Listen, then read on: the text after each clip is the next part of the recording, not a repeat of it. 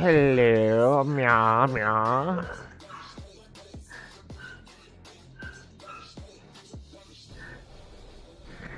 How's it going today? I'm a little late getting on today, but Call of Duty.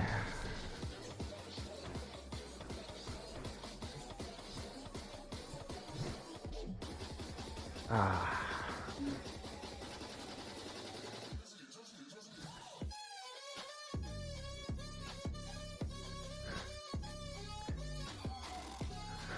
Ooh, sounds delish.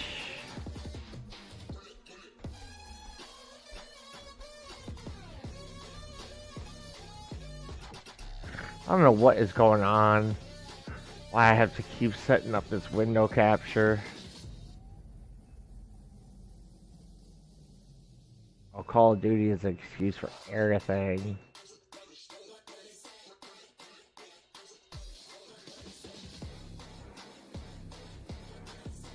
There it is.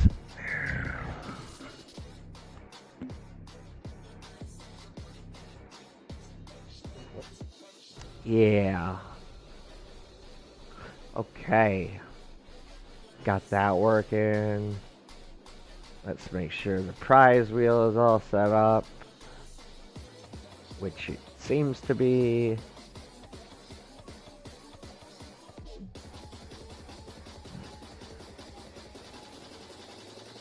Have that set up for the next. Alright, now we just gotta get 4 more people in here.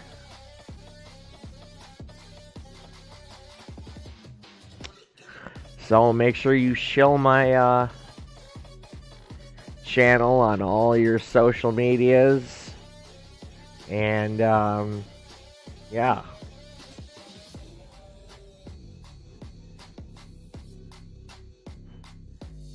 Share me on them soch.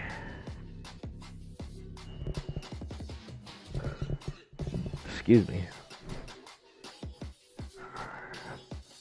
This is different looking.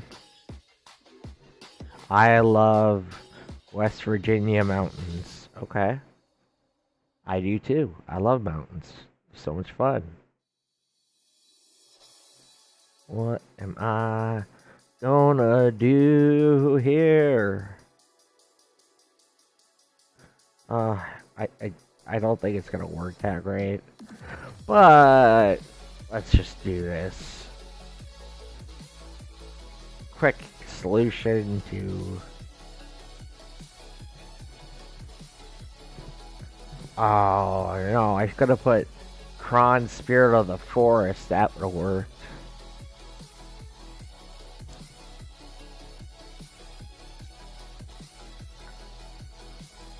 Oh my gosh, what is up with my internet?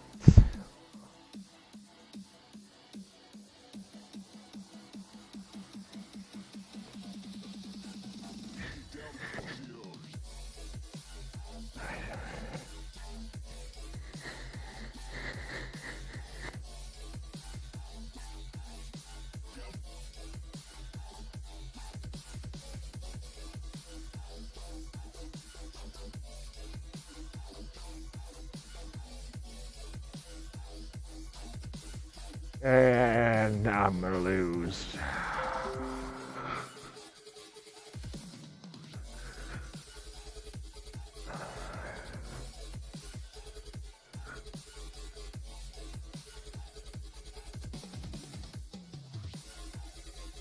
Oh my gosh, we got a draw. Of course.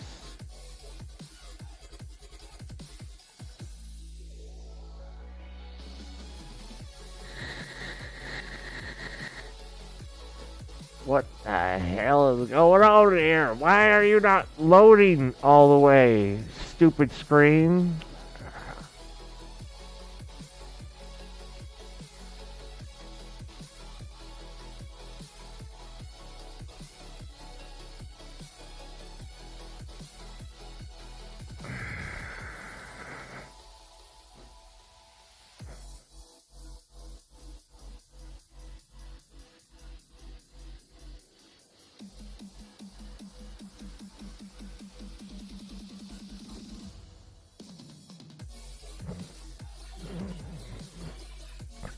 10 left, huh?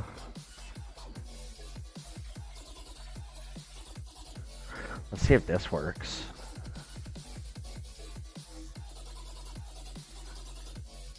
This might work. I don't know. It could work, could not.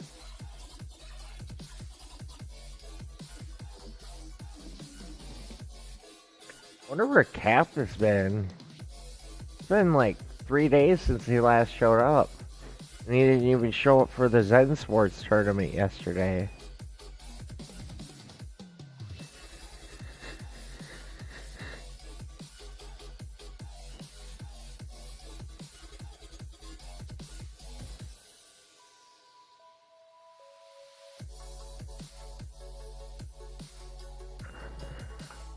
And I've got to talk to that Zen Sports guy, Kanye, because he owes me $8.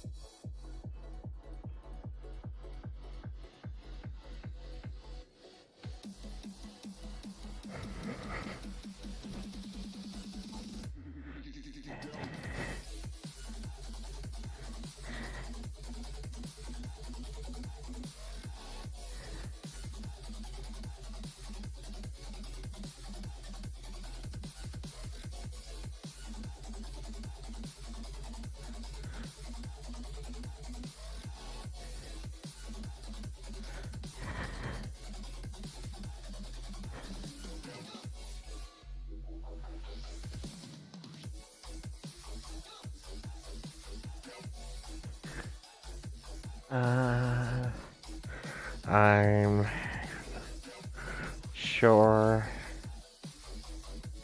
it was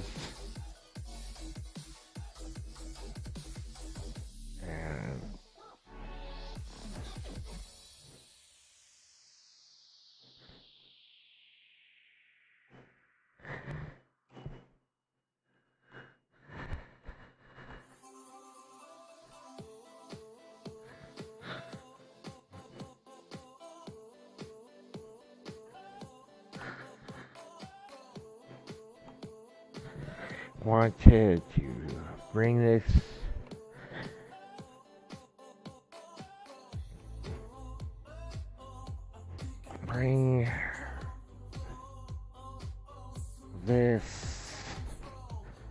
to your oops.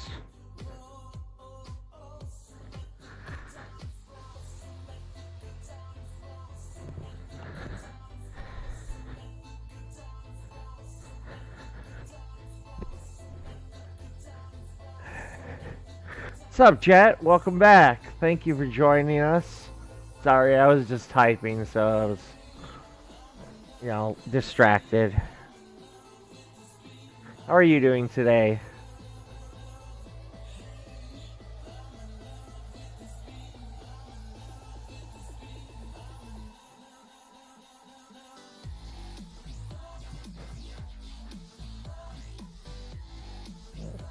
Oh no, Cornelius is dead. How? How could this happen?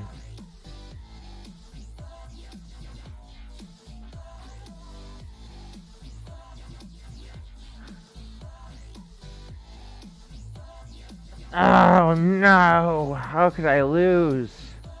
Yeah, same here. Like I got, oh, nope, that was it. Let's see, what is my quest today? Neutral, that's so easy. And 8 chests. Okay. I gotta make sure I have quest potions.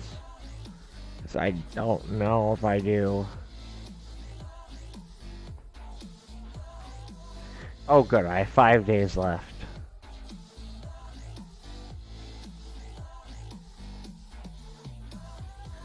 Yeah, if you don't use quest potions, you're shooting yourself in the foot.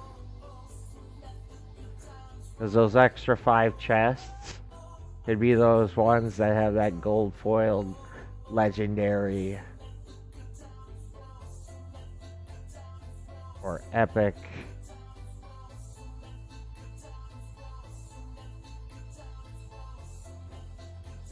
Uh-oh.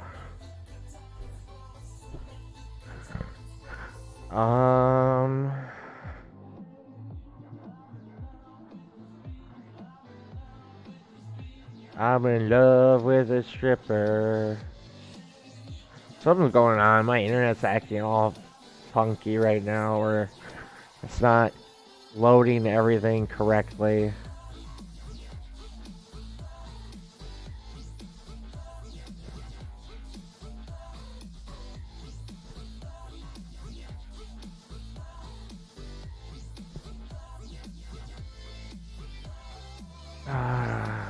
Okay, and corny, and 3 left, huh? But you know what? At least you can join us here. We get to dance and talk and have fun. This is a fun channel. Yeah.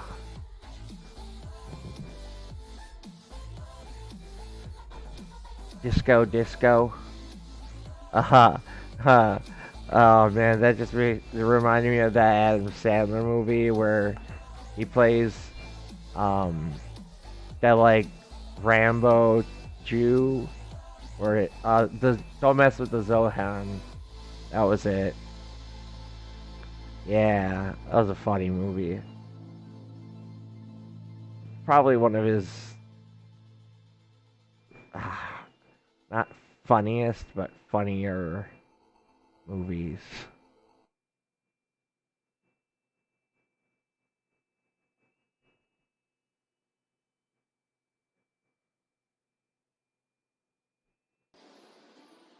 Oh, come on. There we go.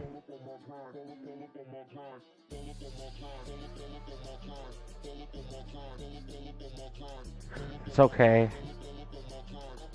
It's okay. It's okay. It's okay. Ugh, that's not okay though.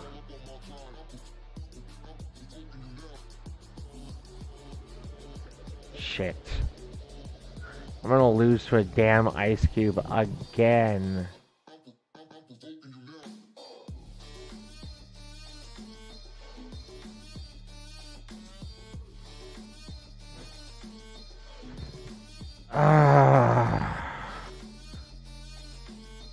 You've got to be shitting me.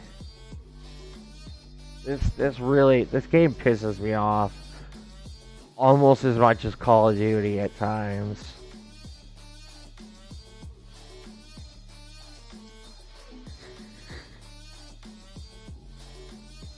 Oh, it looks like we have 5 people.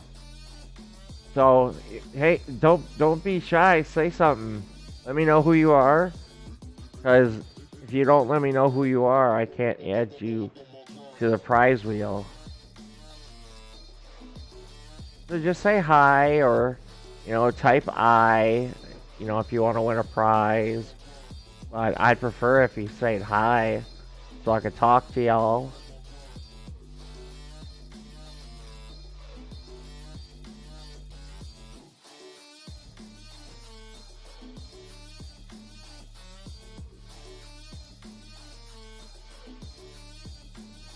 I know Kira's eating steak. Delish. I know Jet's here. Like a boss. Like a boss.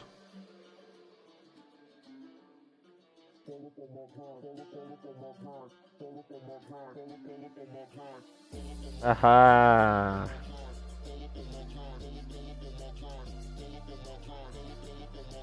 Lol, lol, lol, lol, lol.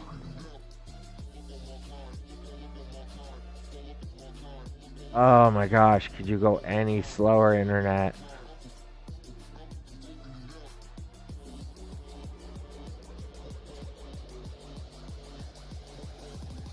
Um,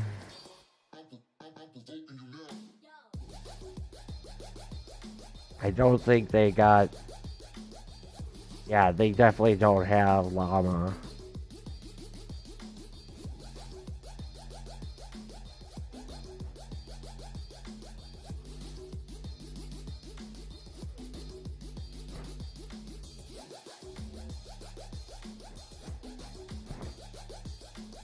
There we go.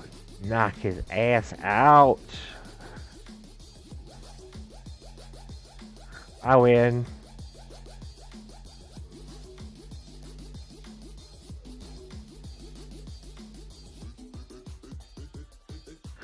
I like how Poison skips over llama for some reason, or not llama, but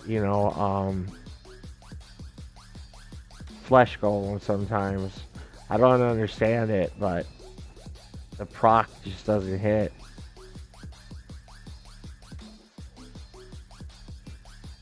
Or the poison just doesn't proc.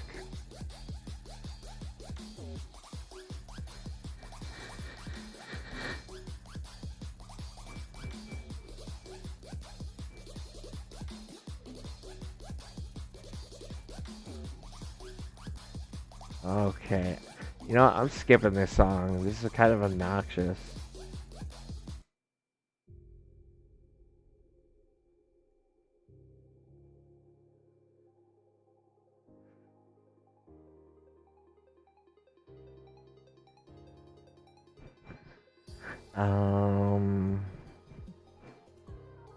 Should I do Flesh Golem with some other cards or Llama with Kron?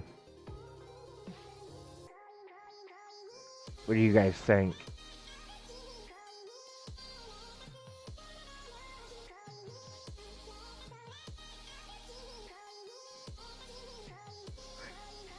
I think... Oh, no, I know what I'm going to do.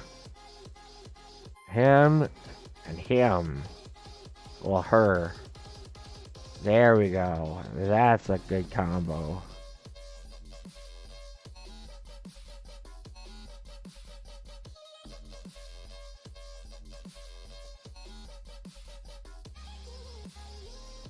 I cannot wait till I get a good camera so you guys can see me and what I got behind me.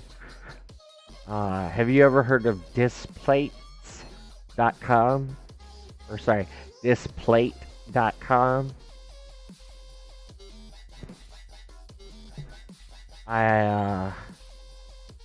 Yeah. I love it. All metal posters with lots of artists doing like just awesome things. There's like a lot of anime ones, but it's not like just anime. But that's what most of mine are. Anime and video games are like the big two.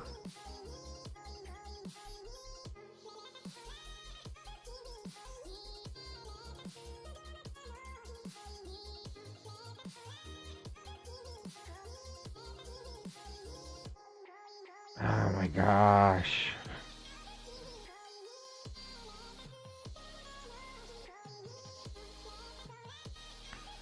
If only that damn scientist wasn't there. I would have already gotten past this stupid rock golem. And I lose.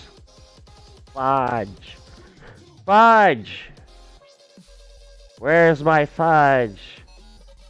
What's up, my brother? I'm just getting my butt kicked all the way back down to gold 2.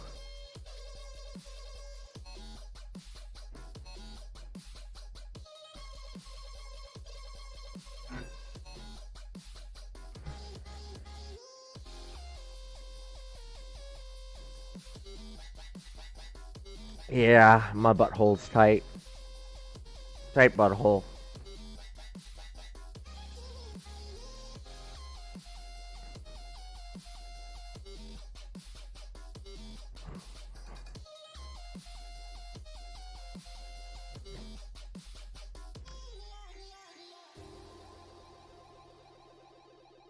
skid up, bend, butt up, butthole. Ski bat, bat up, butthole. Never heard of it. It sounds smelly though.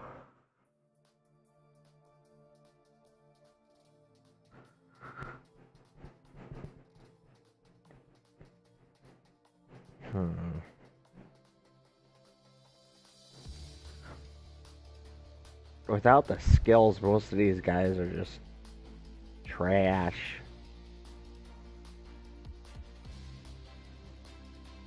But I can't use any neutral cards.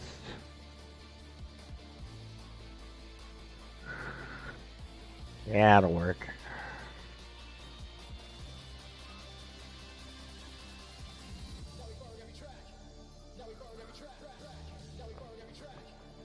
I will play a little bit of it, but I don't want to get knocked for copyright infringement.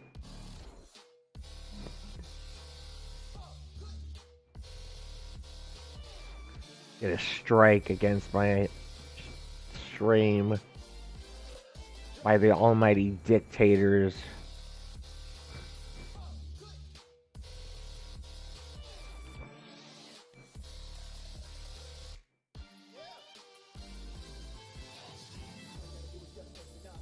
Oh, we never know, man. I mean, people copyright everything these days.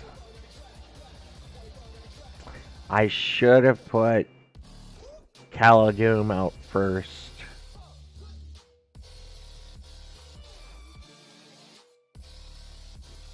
But it didn't even matter, because I won in the end.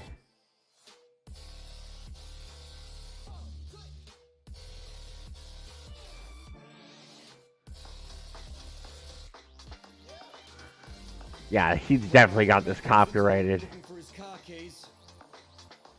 I don't say it yet.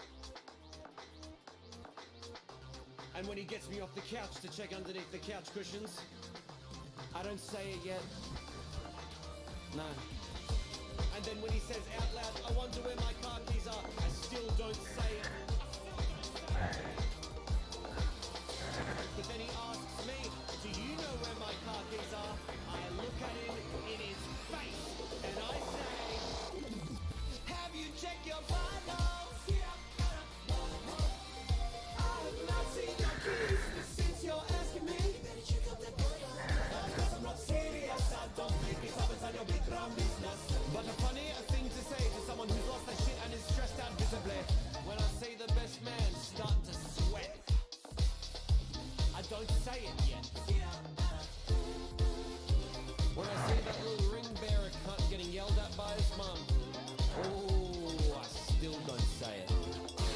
When I see the groom asking the vicar if they can wait just another 15 minutes, I do not say it. And when the father of the bride starts organising an ad hoc emu bob of the courtyard area, I want to, but I do not say it. It's the 11th hour with 300 congregants undergone through. The vicar approaches the mic and suddenly all of the chatter goes mute. He says that they've misplaced the rings. Could anyone possibly know where they are? I know it's my time, and all heads turn as I stand and say, Vicar, have you checked your vitals? I have not seen your ring, but have you checked your ring? My ring on me butthole. Love is patient, love is kind, but if you ask me where you can find literally anything you've lost before, I'm gonna suggest that it's up your butthole. Where's my phone? Is it up your butthole? I lost my loan. Have you checked up your butthole? I'm losing my patience. Oh my gosh, this is ridiculous.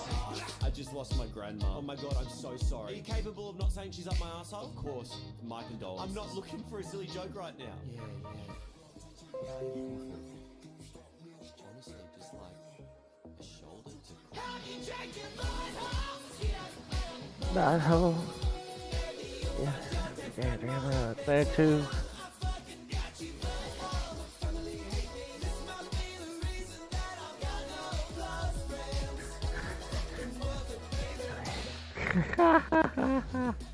Ah, that's funny.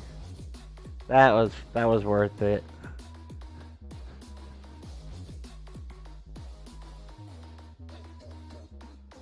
What's up, Ocean B? Clan lady.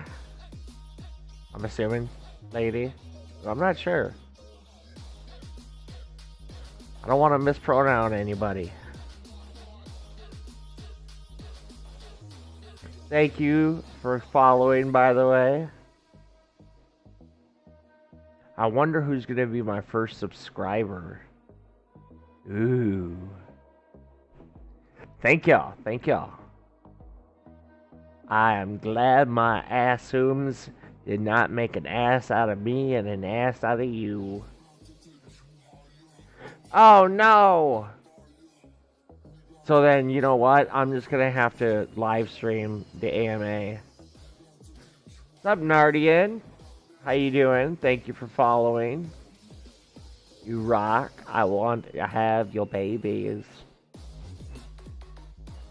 All of my followers, I want to have your babies. All of my subscribers, yet to come, let me have your babies. Oh. Definitely. Yeah.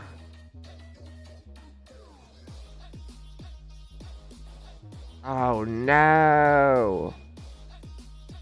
Oh no. I cannot use my llama. What am I going to do without my llama?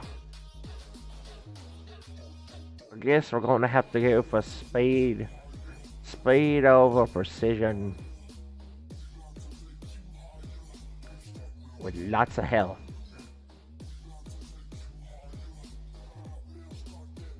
7 left. Oh, there we go. Rock it out, War Chang. Alright, so now I'm gonna have to set up a scenario specifically for I will shut off the music during the AMA. I just wanted to. Let me see, I got to do a window capture. A window capture. Yes. And now we will set that up for. Now I need a new soul. We'll just call this AMA. Okay, now where's the AMA? We need Discord. There we go.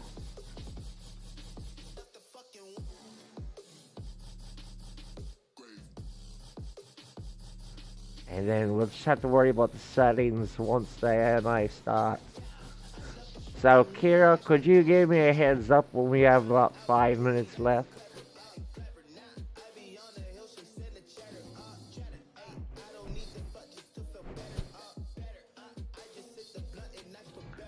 That way we can get set up and I can start jiving about this AMI business. Give you my running commentary.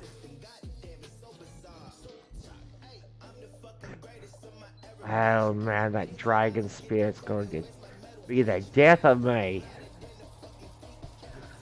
Actually, no, it's this.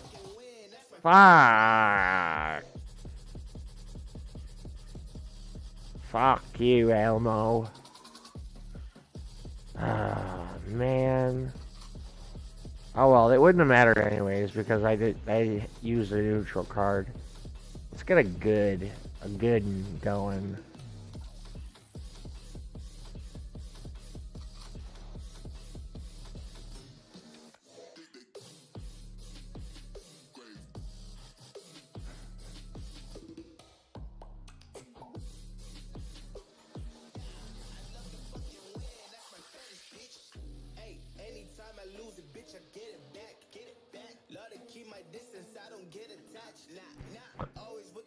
Okay.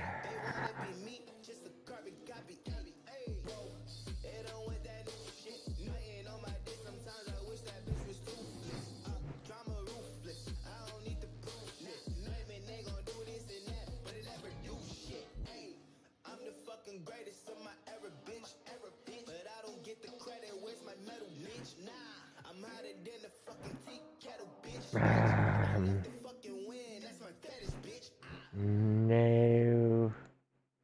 Let's see here. Let's see. That's another card I need to buy. I bought Cerberus, by the way.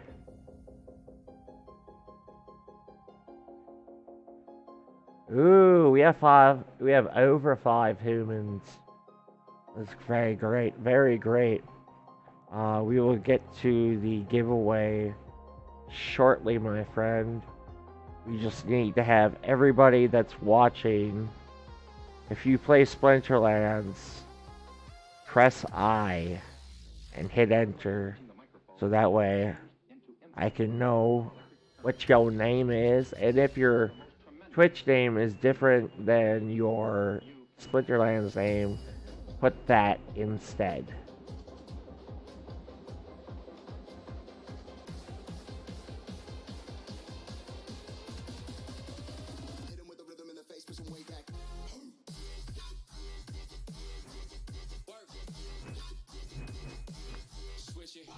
Um...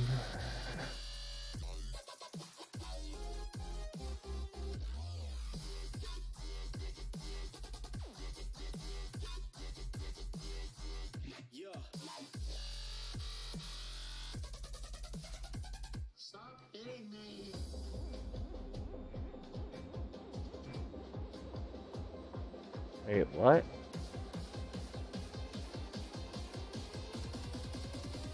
Okay. I hope you come back because I will be, I'm gonna do the giveaway right now. So it's the AMA. It's about to start. They're just trying to siphon off all my viewers. Bastards.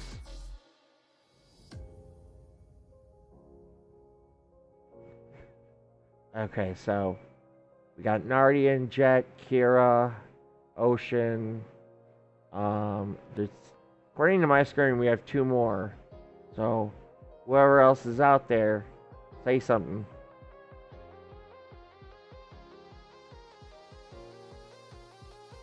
Otherwise, it's just gonna be between them 4 for prizes. Don't you want free stuff? Free cards?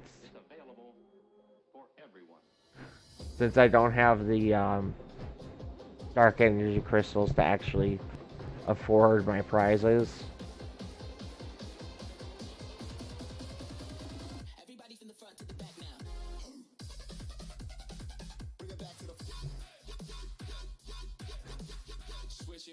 Oh man, fuck their Twitch. You're gonna hear the same thing right here. Why leave?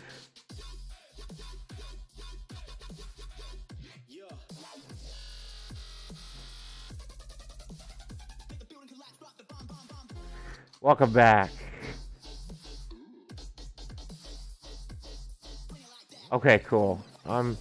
By the way, you don't have to go and watch it there. You can always watch it right here, live, with my beautiful voice and running commentary.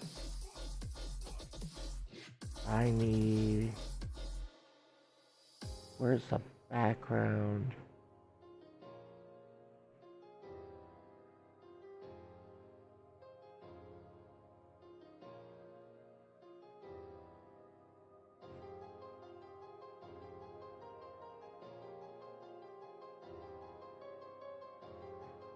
Yeah, but, that's not cool. Okay, so I got that ready. I'm going to paste this in here. How do I... There we go. Okay, so here we are, all set up, nice and beautiful for the AMA. I'm going to shut the music off. Solo me, what's up?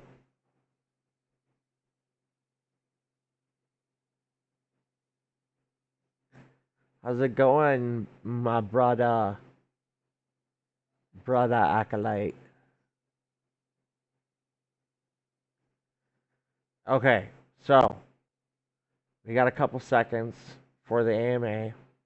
So let me switch us over to the prize reel right quick. All right. So we got Kira, Nardian, um, Ocean, Jet. Okay, so Kira, you're one. Nardia, you're two. Ocean, you're three. Jet, you're four. And Solomie, you're five. All right. Let me pull up the prize wheel on my screen now. Okay. Everybody remember your numbers, because I don't.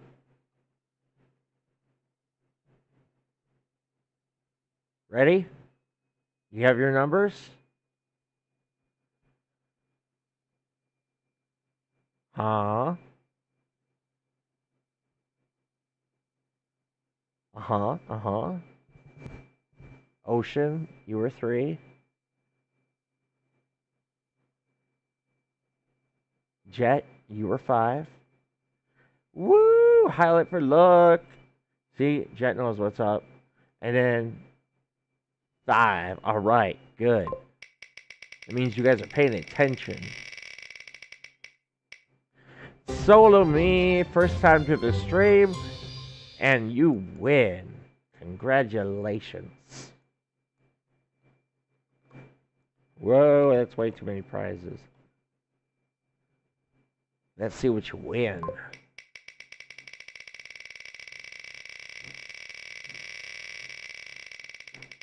And let me pull up my numbers. 11. So that's 1, 2, 1, 2, 3. You got a Death Splinter card coming your way, my friend. Let's get back to the goodness there. Okay. And let's see. What do I want to send to him? Don't you dare hop away. AMA is going to be on in just a second in here. Just chill your little patootie.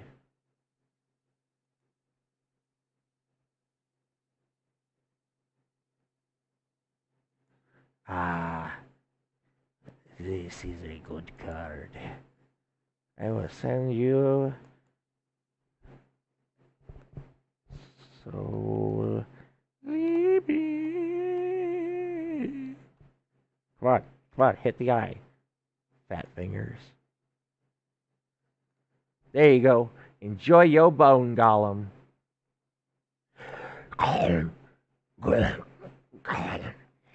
The precious. Anyways, alright, let me pump up the right? Everybody.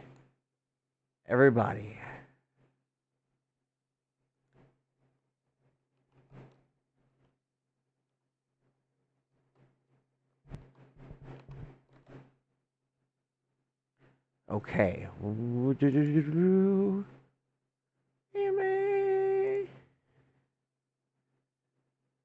Um,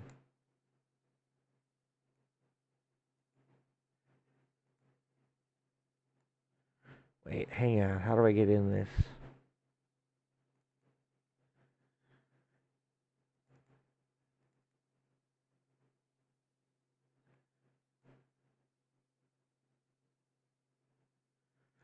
Okay. Little technical difficulties here, people. Don't worry.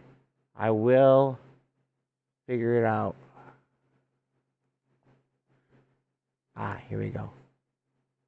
Nope.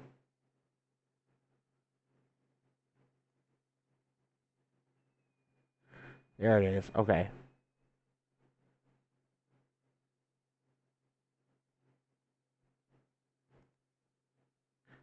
Hey, Bugeye. I know I don't have permission to speak.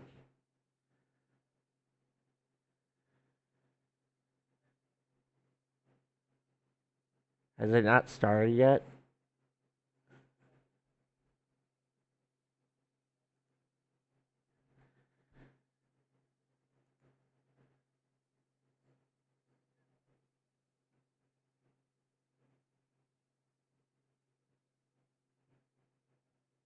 Um.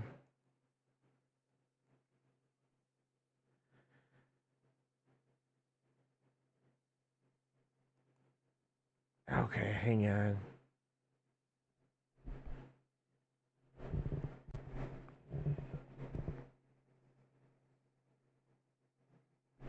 Okay, I'm not hearing anything. Voice, video, text. No, I need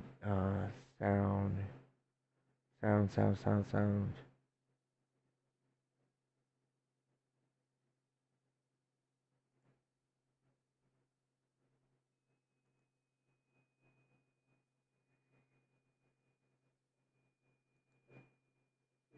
Having a large positive value in that. Because like if you look at other delegated systems like on Hive, on Steam, or whatever, the cost of renting tends to rise towards, maybe not exactly, but towards the benefit of those delegations. Right, but if the token appreciates, then who cares? All right, so can you guys hear Break this? even and then it grows. Yeah. But I mean, I don't. It ends up being a bit of a conversion. I agree, but usually not equal. Let's see. I think we might be ready to start. No, Matt's still not here. So just so everybody knows, this is live. Not only is it's not being recorded yet, but this is the Splinterlands. All right, AMA. hang on. I can see that Knight is here.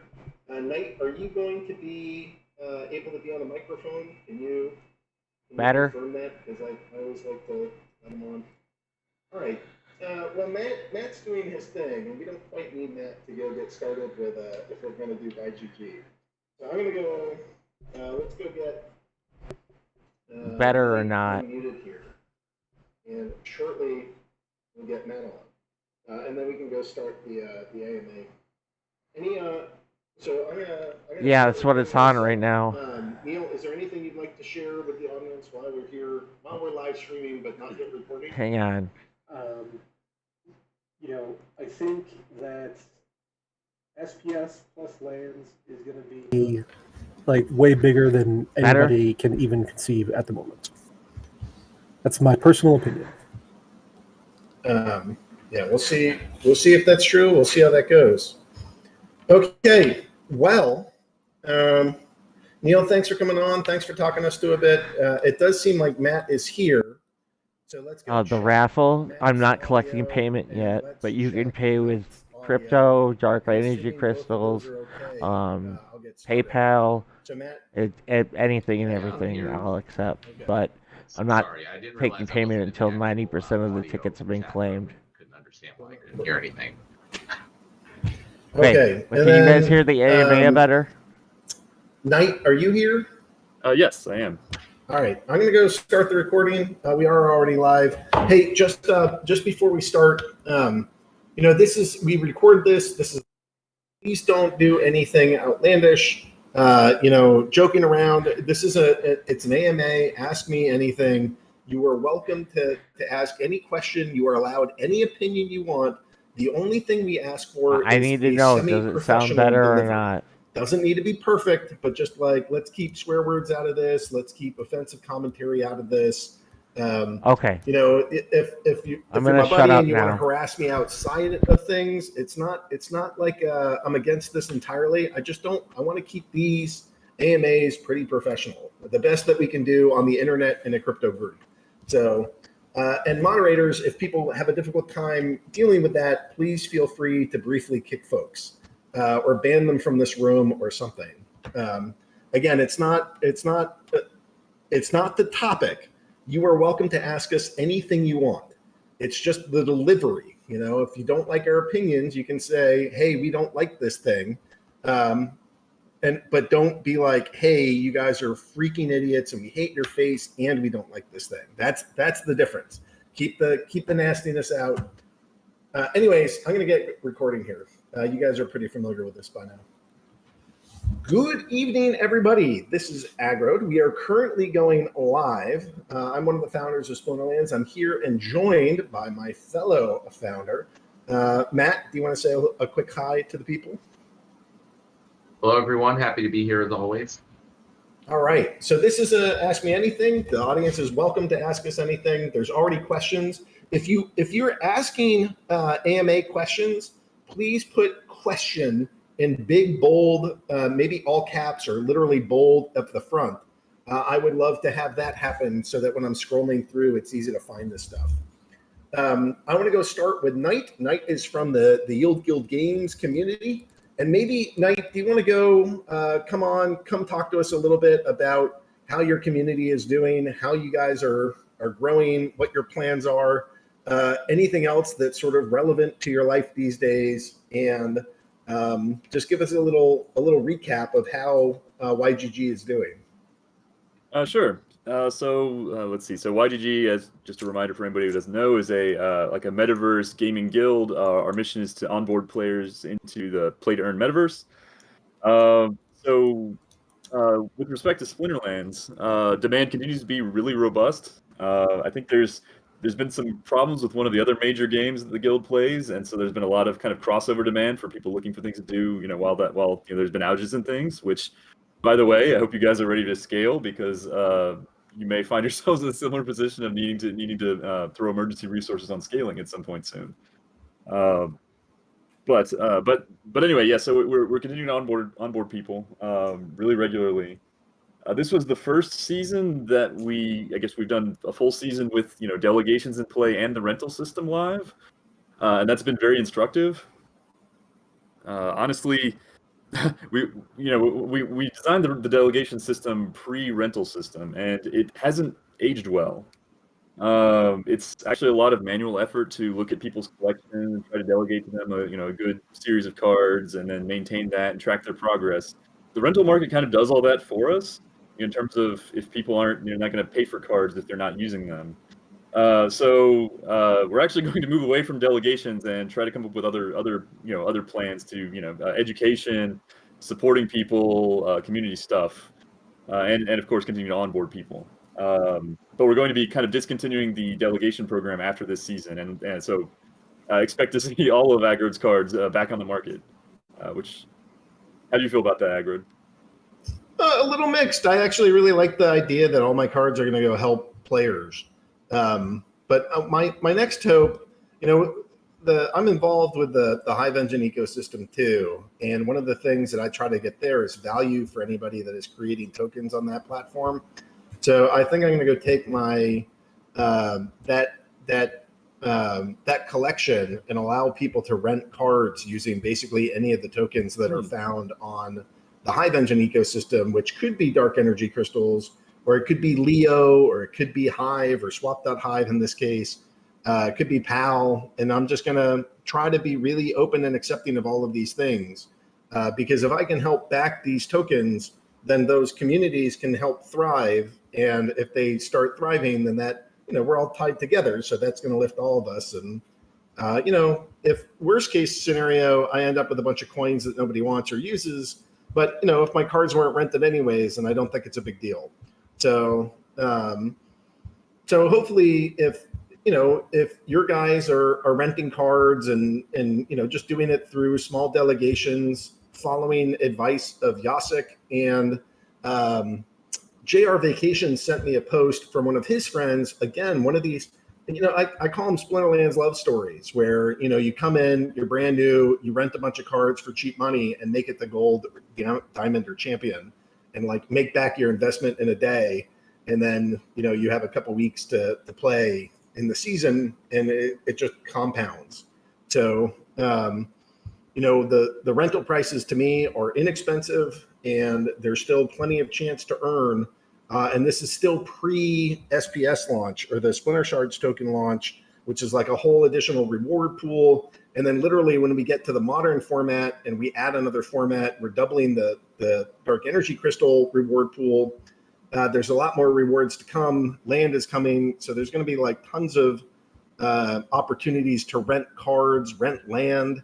And I just feel like if I have a lot of these assets that are available within the community just for rent using any of these tokens, maybe not any and all, but as close as I can get without really just opening myself up to scams, I think that'll be a benefit to the entire community, and I hope that's a win for all. So I'm sad to see the explicit use for YGG go away. I was looking forward to helping, but I think I still get the help because there's so many scholars and they're pouring in. To your point, we actually just put out a post, and let me see if I can pop this up. But one of our newest employees, Liberty Last over here, helped us put together some of the numbers that are happening in the game, and this chart is just the coolest thing ever. It's here's how our growth is going. Back a year ago in July, we were around 150 signups per day. Right now, we're just underneath 1,000. And this thing is just going gangbusters, which is amazing because we don't have any cards to sell right now. So everybody's coming in and they're like, there's nothing to buy from Splinterlands. We're just buying off the market, and it's sending secondary market is flying, and I don't know. It's an amazing time to be part of this community. I've never seen anything like this, right? In our ecosystem. It's awesome. Are you hearing about that in the YGG crew? Oh, well, I mean, not a whole lot of complaining about, hard to get assets or anything, but no, I mean, people are definitely there. There's a lot of experimentation. There's a lot of the PeakD, I think, yeah, PeakD is the blogging platform, right? Yeah, the blog posts about the, how to get to gold or diamond on a budget. Like, those are all getting wide circulation. A lot of people experimenting. I wish we'd gotten it going a little bit sooner. Then more of this first wave could have gotten in really early. That would have been better. But this is the hand we've been dealt. They're still getting in early. I think compared to the bigger picture, and I think a lot of people are going to be rewarded long term for participating now. Yeah, especially with land. I mean, you guys got some reasons in there too. I think we're not that far away from doing the pre-sale for Chaos Legion. It'll be after the Splinter Shards token releases, and then they will actually get into the real sale. Hopefully in the next, I don't know. I'm not going to say times because Matt will kill me, but and then in the next couple, in the next bit of time, soon it'll be. So, anyways. Any kind of major updates? So we're getting rid of the delegation system. We're going to the available due to scaling concerns. What else should we put into the summary?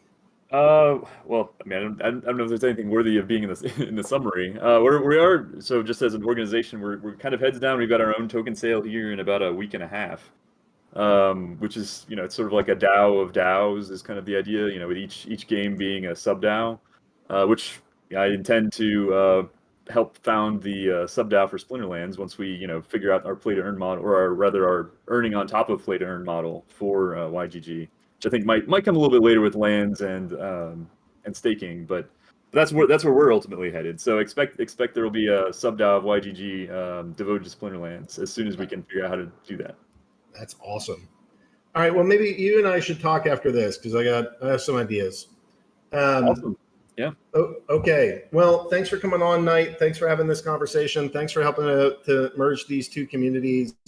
If you guys haven't seen the Play to Earn documentary, I urge you to go check it out.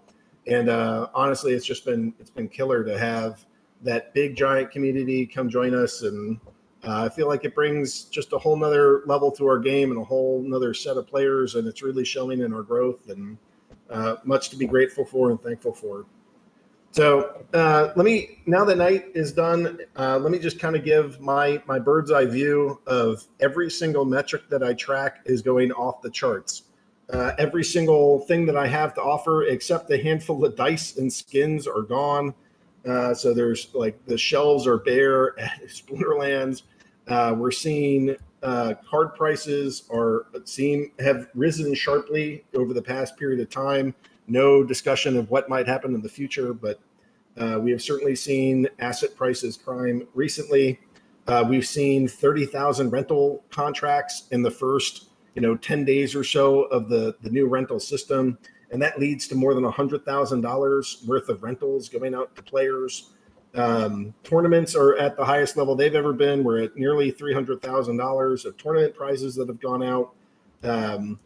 The guilds are coming soon. The SPS token is really soon. And hopefully the lands that we reveal aren't that far off. The hype is great. The new players are great. We're finally getting some publicity out there. Literally every single metric I could possibly track is doing gangbusters. So that's what I'm excited about. So from the business side of this thing, I think it's going extraordinary, and I'm super pleased. So that's what I wanted to share as sort of my general overview. Matt, is there anything that you would like to share from the product team, sort of a general overview or general roadmap stuff, or what's on deck for the community here? I mean, there's really so much big stuff over the next couple months. Kind of crazy, definitely overwhelming. I can't even sometimes remember everything. But the biggest, I'll hit the highlights. The phase 2 of the Guild Brawls is going to be in QA testing very shortly. Cryptomancer's done a fantastic job on that. They'll probably, allow the Monster Mavericks to do a test brawl on the QA site and try out some of the new Gladiator cards, which we think are going to be really cool, and see how that all works. So that should hopefully be released, in the near future if there aren't too many issues in testing. Then the other big thing is Splinter Shards, which is going to launch. Both the token and the 1 year long airdrop is going to start by the end of this month. So, a lot of work has been going into that. Obviously, the airdrop system is pretty complicated, as it has to take snapshots across, I think, 6 different blockchain platforms at once. But that's coming along really well, and as everyone has talked about, we're all super excited for the SPS launch. And then a little bit further out after that, there's going to be Chaos Legion, and there's going to be the initial phase of land, which will allow redeeming of the land claims for the actual cloth and NFTs. So those are kind of the big roadmap items coming up. That's amazing. Okay, so let's go answer some questions. Carrie pointed me to where we should go, and Carrie, please make sure that you and/or Chris have a mic for later, because we're definitely going to want to talk about Digicon. And I think I saw that Nate is awake. So Nate, if you get your mic ready and kind of prep some eye candy, some Splinterlands eye candy for later, I think that would go over really well. So that's exciting stuff. It looks like the first question here is from Fantasy Crypto. So this is a question for the 716 AMA.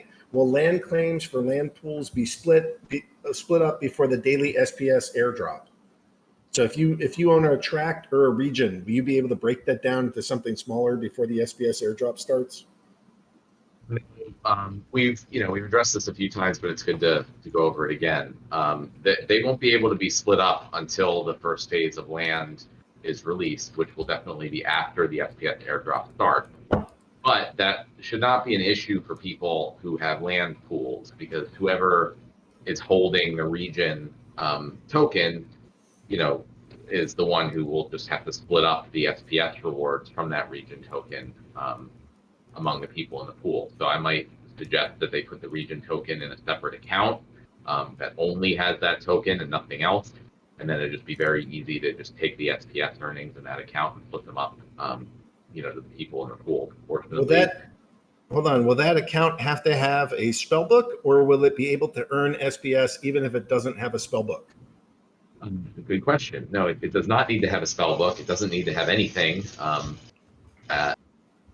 But you may want to, have an actual Hive account so you can get your account keys, and you can do that either by purchasing a spellbook or by creating a free Hive account through Hive blog or PT or any of the other Hive sites and services, but it doesn't. The accounts don't need to have anything.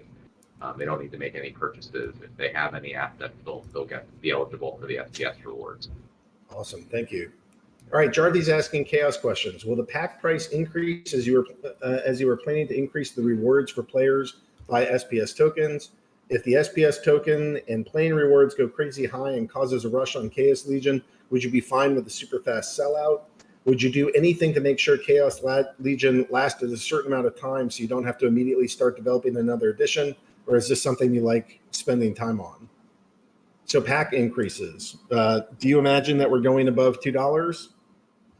I hadn't really planned on it, although we haven't designed the economy for Chaos Legion yet, so I can't say anything for sure. But I mean, one thing is definitely for sure is that there will be a good bit more Chaos Legion packs available than there were Untamed packs, and that just, that goes along with the growth of the game. And that's typically how we kind of ensure that the packs last for, a reasonable amount of time. So when deciding how many packs, we will look at our current level of purchasing and growth and kind of extrapolate that over roughly a year's time, and do our best to estimate the number of packs that will last for that long. Yeah. So let me go to the next one. If SPS token and playing rewards go crazy high and causes a rush on Chaos Legion, would you be fine with a super fast sellout?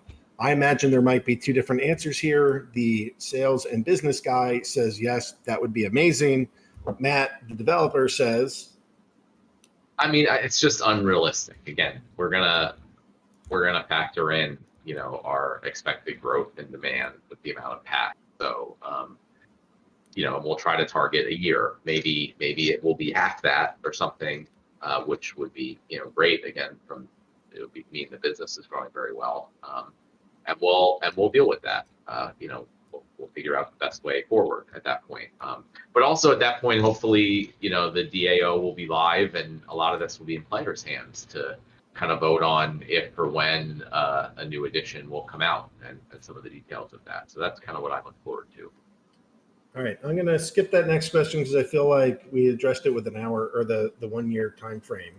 Mad Gall is asking, are you worried about our stablecoin DEC price going too high in the following months? People are holding dark energy crystals for splinter shards, while more dark energy crystals will be needed for upcoming expansions. Then, since Untamed sold out, no upper wall exists to dark energy crystal prices. Meanwhile, with the two separate leaderboards, more dark energy crystals would be printed and available. Tell us your thoughts about this. Thanks, guys. I think it's, are you worried about the price going too high? I mean, not really. I mean, for one, it's generally good if the price increases as, players earn dark energy crystals.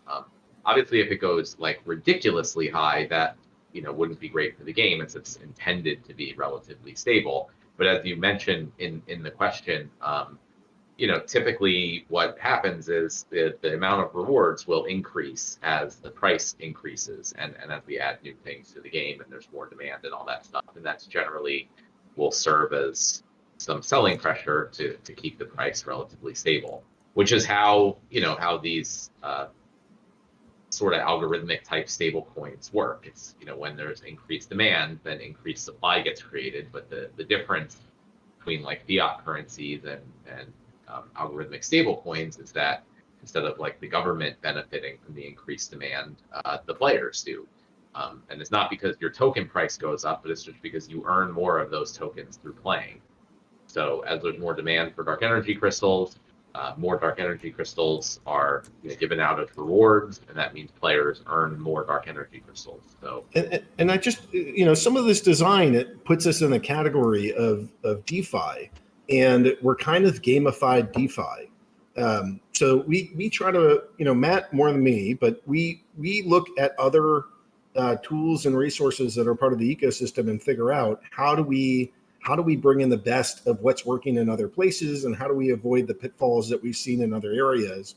We don't just do this entirely in our own little bubble. There's tons of really awesome projects out there, and we try to snipe little bits and pieces and reshape them and put them into the Splinterlands ecosystem to help make something as cool and awesome as what we want, but for you all to benefit from. I'm going to move down to the next set of questions here. This is Moriarty 95. It's at 5:38 a.m. Can somebody please record this AMA? I am recording it, and I'll put it up, and I can see voices coming in. Okay, sorry about the last one. When do you expect the SPS airdrop? He said by the end of the month. And land claims to go live. I don't think that we have a current update on when the land claims go live. Do you want to put a potential target range of dates? I mean, I don't have a date for it yet. I mean, because a lot of these things, once you get closer to being done, you also find out a bunch of other things that were unexpected that came up that may push it back. But SPS airdrop is pretty much all ready to go, definitely at the end of the month. Expect an announcement with like the exact details next week, and land claims will be as soon as possible after that. Okay. Any news or more detailed information about the land expansion and its mechanics? We haven't heard anything for a while. Anything that we want to share about the sort of spreadsheets that have been created, or some of the economic designs, or we're pushing all numbers till later? Yeah, I mean, nothing's ready to share now, or we would have shared it. But we've kind of shared all the plans and designs that we have at this point, and we're working on just putting more details to them. But really, right now, the focus is on that initial land claim redemption, and the map and all that stuff, and the details of crafting and harvesting resources is going to be a little bit later than that. Do you have any? Do you intend to put an element of luck into crafting and mining, so that there's a chance to be successful or percent chance to do something? And could you increase that number with totems, monsters, and buildings, higher level summoners, higher level monsters, or whatever? Is there luck to crafting? I don't think we have planned on luck for crafting or mining or harvesting resources themselves, but then there will be, you mentioned like getting totems or totem parts, and we discussed when we announced kind of the details of the totems that'll be something that there'll be random chance of finding through your use of the land, and that will definitely be affected by the level of the buildings and monsters and all that stuff. And there may be additional things like totems that will be chance based on the land. Yeah, but then weren't we going to do it so that there's some chance when you're crafting an item, what item you're going to get? Oh yeah, sorry. I guess I was really just thinking about like resource production. Yeah. So, but for the actual crafting, there's randomized chance of what element or what item or spell you're going to create. Right. Yeah. So you'll put in the resources, and it won't be like I'm going to craft this staff of fire. You'll put in the resources and get one of the available items or spells that can be made with those resources. So it's sort of like opening packs. You could get a legendary, and you can do things to increase your chance of getting a legendary or epic, rare, common, and gold foil equivalent. Yeah. All right. That answer feels better to me. Sorry. All right. Why does Divine Shield not protect against noxious fumes? Oh well, Moriarty had a couple more questions there. Well, he had When Moon. Oh, and any new information about titles? Are the titles we had set a value during the Kickstarter? Are we providing title holders with any kind of value in regards to SPS airdrop points? Yeah, title right. So the SPS airdrop, there's airdrop points for titles, and you can see that in the SPS token white paper, the amount of points for that, and they're significant. And then utility and land. Yeah, they're going to have utility and land, but again, none of the details of that are ready. All right, When Moon. I mean, if you guys aren't happy with 5 million market cap growth over the last 5 days, I don't know what to tell you. Maybe it's 7 days, but it was a lot. Divine Shield, did you answer that against noxious fumes? No, I did. Yeah, that could definitely be a bug, so I'll add that to the list. Thanks for reporting it. You posted some insane numbers recently in Maverick's house. Those are like publicly generated numbers. about user growth and sales. What are your plans in terms of growing the team to help you meet your goals of 50,000 active users? A lot of this still comes down to getting this community to interact and help us. As we grow, to me, I would really like it if everybody is sharing. This stuff is going on social media. Hopefully you guys can share the stream on social media. Hopefully you can share some posts. I'd like everybody to use the hashtags play to earn and hashtag Splinterlands. And my goal is to get, the way I'm going to do this is not by hiring a giant team of 50,000 people. Matt and I are not going to be able to manage that effectively. Maybe we could, but it's just, that's not what I think we need. I think we need this entire community jazzed up, excited, going out there and telling other people, are you guys nuts? You're missing out on Splinterlands. The freaking SPS is about to hit. You guys have like weeks before this thing is live, and you are the ones that have the very earliest access to this governance token. Maybe go look at the Axie Infinity governance token, see how that's done, and then make your own decisions of whether or not that's something that you might want to try to get in on the day that this Splinterlands one launches. That might be something that you're just happy collecting SPS tokens as part of your airdrop and you're playing, or maybe you want to earn some for providing liquidity, or maybe you'd actually like to purchase some on the market. And those are all your decisions. But that thing, the Axie one has done well and it's cool, and maybe that's something that you can review. But no, it's not going to be by us hiring 8 million more people. I don't think that's the trick for decentralized stuff. You guys, if you want to see this community go as moon as possible, it's up to you all to take a personal stance and say, I'm going to invite people into this. And this is a community that I'm proud of. This is a game that I love. This is a market that is fun and exciting. We like owning, we like earning, and we want our friends to be here. And hopefully that's a message you can share with hashtag Splinterlands and hashtag Play to Earn. Bravo is asking a ton of questions here. When can we expect to have land, totems, and titles tradable in game? Yeah, that's a good question. That's currently in development, but generally our highest priority right now is getting SPS out. So hopefully that can be done and released not too long after that.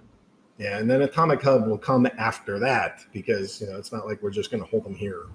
Yeah, it's just like it's a bit of a pain to get each new type of NFT supported on Atomic Hub. I mean, it's easy to put it on Atomic Hub, but then to do the bridging between Atomic Hub and the game platform. So that's why we just didn't include those originally, because it was already taking a while to get that out when we were building it. So we'll just have to see when it makes sense and when it's worth it. IGN CPA Nathan is asking, could we get rental quests? Rentals are booming already for use in gameplay. Quests would be a good flow too. I think that's cool. What do you think about win a match with rented cards, or all rented cards, or something like that? Yeah, I mean, possibly. I guess people who have their own cards and aren't renting could just skip that quest. Yep. So I generally want to just be careful to make sure quests kind of are applicable for pretty much everyone. So that's an interesting idea. I just want to think it through and get player feedback on it before saying we'll definitely put it in. Thoughts on adding market stats for each individual card when viewing the in-game market? I like to see a chart of the sale prices, not listing prices for each card. I'm going to try to put words into Matt's mouth. Let me know how I do. This is a good idea, and it's a cool thing to have. There's lots of people that can build third-party markets to do exactly that with on-chain data. We really have to focus on the core game components that we're building. So while we like it and would love to see it happen, we're really going to have to rely on third-party developers to do that. That was my Matt impression. How did I do? Yeah, that was pretty good. All right. Well, I listen to you all the time, bud. I've learned so much from. I don't know if you guys know this, but I love Matt. This guy is amazing. He's a mad genius, and I hope you guys hear the amount of respect. This guy is incredible, and when we're all benefiting in this ecosystem, so much of this goes to his intelligence, his work ethic, and his care that he takes of this community. It is an honor to work with him, and it is fun. So I hope that people feel that and appreciate him because he's amazing. Jester you're welcome. Jester is asking, first off, the in-game rental market is great. Would it be possible when I'm looking at my cards in game to have for rent filter so the cards listed for rent do not show up under the for sale filter? Yeah, I mean, definitely. I think there's a lot of little things like that that should be added in. I mean, in general, I think there was a lot of questions that I saw further down just about more filtering and sorting options, which I've noted down from previous AMAs also. So again, kind of to an earlier question about growing the team, we have been growing our team, especially the developers. So I'm hoping, it takes some time to ramp new people up, but I'm hoping that a lot of these little things that have been building up while we've been working on so many major features, we can start to have some other newer developers start to just crank these things out, because they are important, even though they're smaller and not huge projects. That's a good one. This is not a real question, but is time passing right now on Splinterlands? And if so, does the rate of time pass the same in Splinterlands as the real world? Also, what year are we in? This is a good question. I thought this was kind of a fake question of, is Splinterlands time the same? But that's actually like a lore question. So let me see. Chris Roberts is here. I'm going to leave this one to Chris Roberts to answer.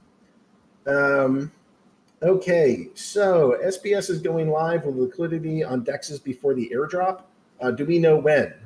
Do you want to share anything about our go-to-market strategy with partners, or are we? I'm leaving this up to you, Matt. Yeah, just to the previous question real quick, not to step on Chris Roberts' potential answer. I do sometimes feel like, I'm on a spaceship going, the speed of light or past the black hole, and there's like time dilation happening sometimes where it's like a day or a week goes by and I feel like it's been a year, those of you who are, are into theory of relativity should understand that. But way to apply to everybody there. Yes. We're all equally enthralled. I think that.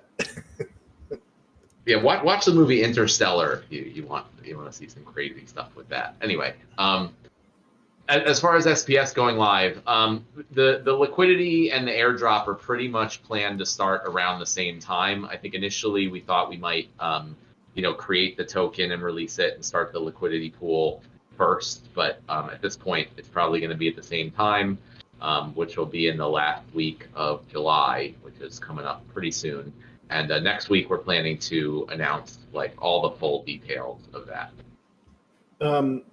This question comes up a lot. Will Splinterlands as a company benefit from the airdrop for the liquidity that this company or its affiliates, I'm not sure what to call them, will we benefit from SPS airdrop, or are we going to exclude the business entity from that? Well, everyone will benefit equally because the airdrop and everything. For the airdrop, any Splinterlands held assets are not going to count for the airdrop. For liquidity rewards, they would, but I think a lot of the liquidity is going to come initially, at least, from the SPS Foundation tokens. So it'll be the DAO Foundation that will earn the rewards for that liquidity, which will be ultimately owned by the SPS token holders, and will be earning rewards for them to potentially use on whatever they vote through the DAO to use it on. That's so hopefully that made sense. All right, are the game servers deployed on-prem or on the cloud? On-prem, I guess it means on permanent servers. On premises. If on the cloud, how can I apply for a job to help you build the right scaling technology? With a little. They are hosted on the cloud, and feel free to DM me and we can talk about that. At the moment, I feel like we have a pretty good team and have a good scaling strategy. But also especially with things like AWS and the cloud providers, they make scaling pretty easy. From that perspective, but the fact that we're every single transaction on the game is on the blockchain means that we have to we can't parallelize as much as in typical games or typical projects. because we have to process every blockchain transaction in the exact order that it comes in. So, happy to talk and see if there's an opportunity for you to help out. But I think we have a pretty good team working on this. Will there be 3D animations of our monster summoners when they are working on our plots? Also, are there plans to have 3D animations of our monster summoners in the futures for battle as well? There aren't currently any 3D plans for any of that stuff right now. Well, we do have like some animation. Maybe it's not 3D, but we do have some animators that we're looking at bringing on. Yeah, definitely. I was saying specifically not like 3D type stuff. Okay. So it'll be 2D similar screens to what we have in the game currently. For the near future at least. Will the number of leagues be the same between Modern and Wild, including champions? I think currently that's the plan. Yeah. Will there be a separate energy capture rate for each of the ranked formats? Also a good question. I mean, I think that makes sense, but I haven't, these are the type of things we decide for sure when we're actually building the thing, because, even whatever we might decide now, once we get into actually building it, a lot of things and details come up that we may not have considered. And so we got to make the decision at that time. But I do think that generally makes sense to keep kind of everything separate. Homestead Hacker, when SBS drops happen, will there be a front end that shows a breakdown of how the amount we receive is calculated, or will the drop just show up in our wallets? Oh, no, definitely. Yeah, there's an awesome UI that Nate created. You want me to grab a screenshot of that? Nate's here. Let's ask the team members to put that in. Yeah, Nate, if you can drop an example screenshot of what the SPS management screen will look like. It details your airdrop points and from all the different sources, and you'll have to actively claim it from each blockchain platform on which you hold assets. So they won't just automatically be credited to your account. You'll have to claim them. And the amount available to claim will increase every day as the daily snapshots are taken. So you can claim them every day if you want, or you can wait and claim them after a year or 2 years or whatever. That's up to you. I would recommend claiming them, as quickly as possible. Yeah, you can stake them and use them, but that's up to you. Are the cards unlimited in their quantities? Where is that? This is today at 7:56. I'll answer it. The answer is no. The cards all have limits. No card in our game has an unlimited supply. I'm scrolling down a bunch. This is Neil McSpadden at 8:03 p.m. Cooldown is really confusing now. Is there an API call to tell if a card is on cooldown? There are API calls to get the details of a card from which you can determine if it's on cooldown. It's not a simple yes, it's on cooldown or no. I think there was a lot of confusion with peak monsters, and they were having a lot of issues showing cooldown correctly. I don't think it's actually very confusing. So just real quick, off the top of my head, a card is on cooldown if it has been transferred, which also counts as sold on the market, includes transferred, or delegated not through the rental system within the past 7 days, and it was also played by another account within the past 7 days. So if that's the case, then it's on cooldown. Otherwise, it's not. So that's really all it is. But if you want, I'd be happy to, after the AMA, show you how to get that information from the API call if you want. How many signups were there today? Oh, good question. Let me see real quick if I can pull that up. He's going to pull that up. I'm trying to talk slowly while it loads. Unit QM's next question is going to be: are there concerns about scaling too fast and not having an affordable option for new players to purchase assets? I look, we try not to have very long periods where there's nothing for sale from the game. So I do think that this isn't meant to be like a year long, we're not going to have anything.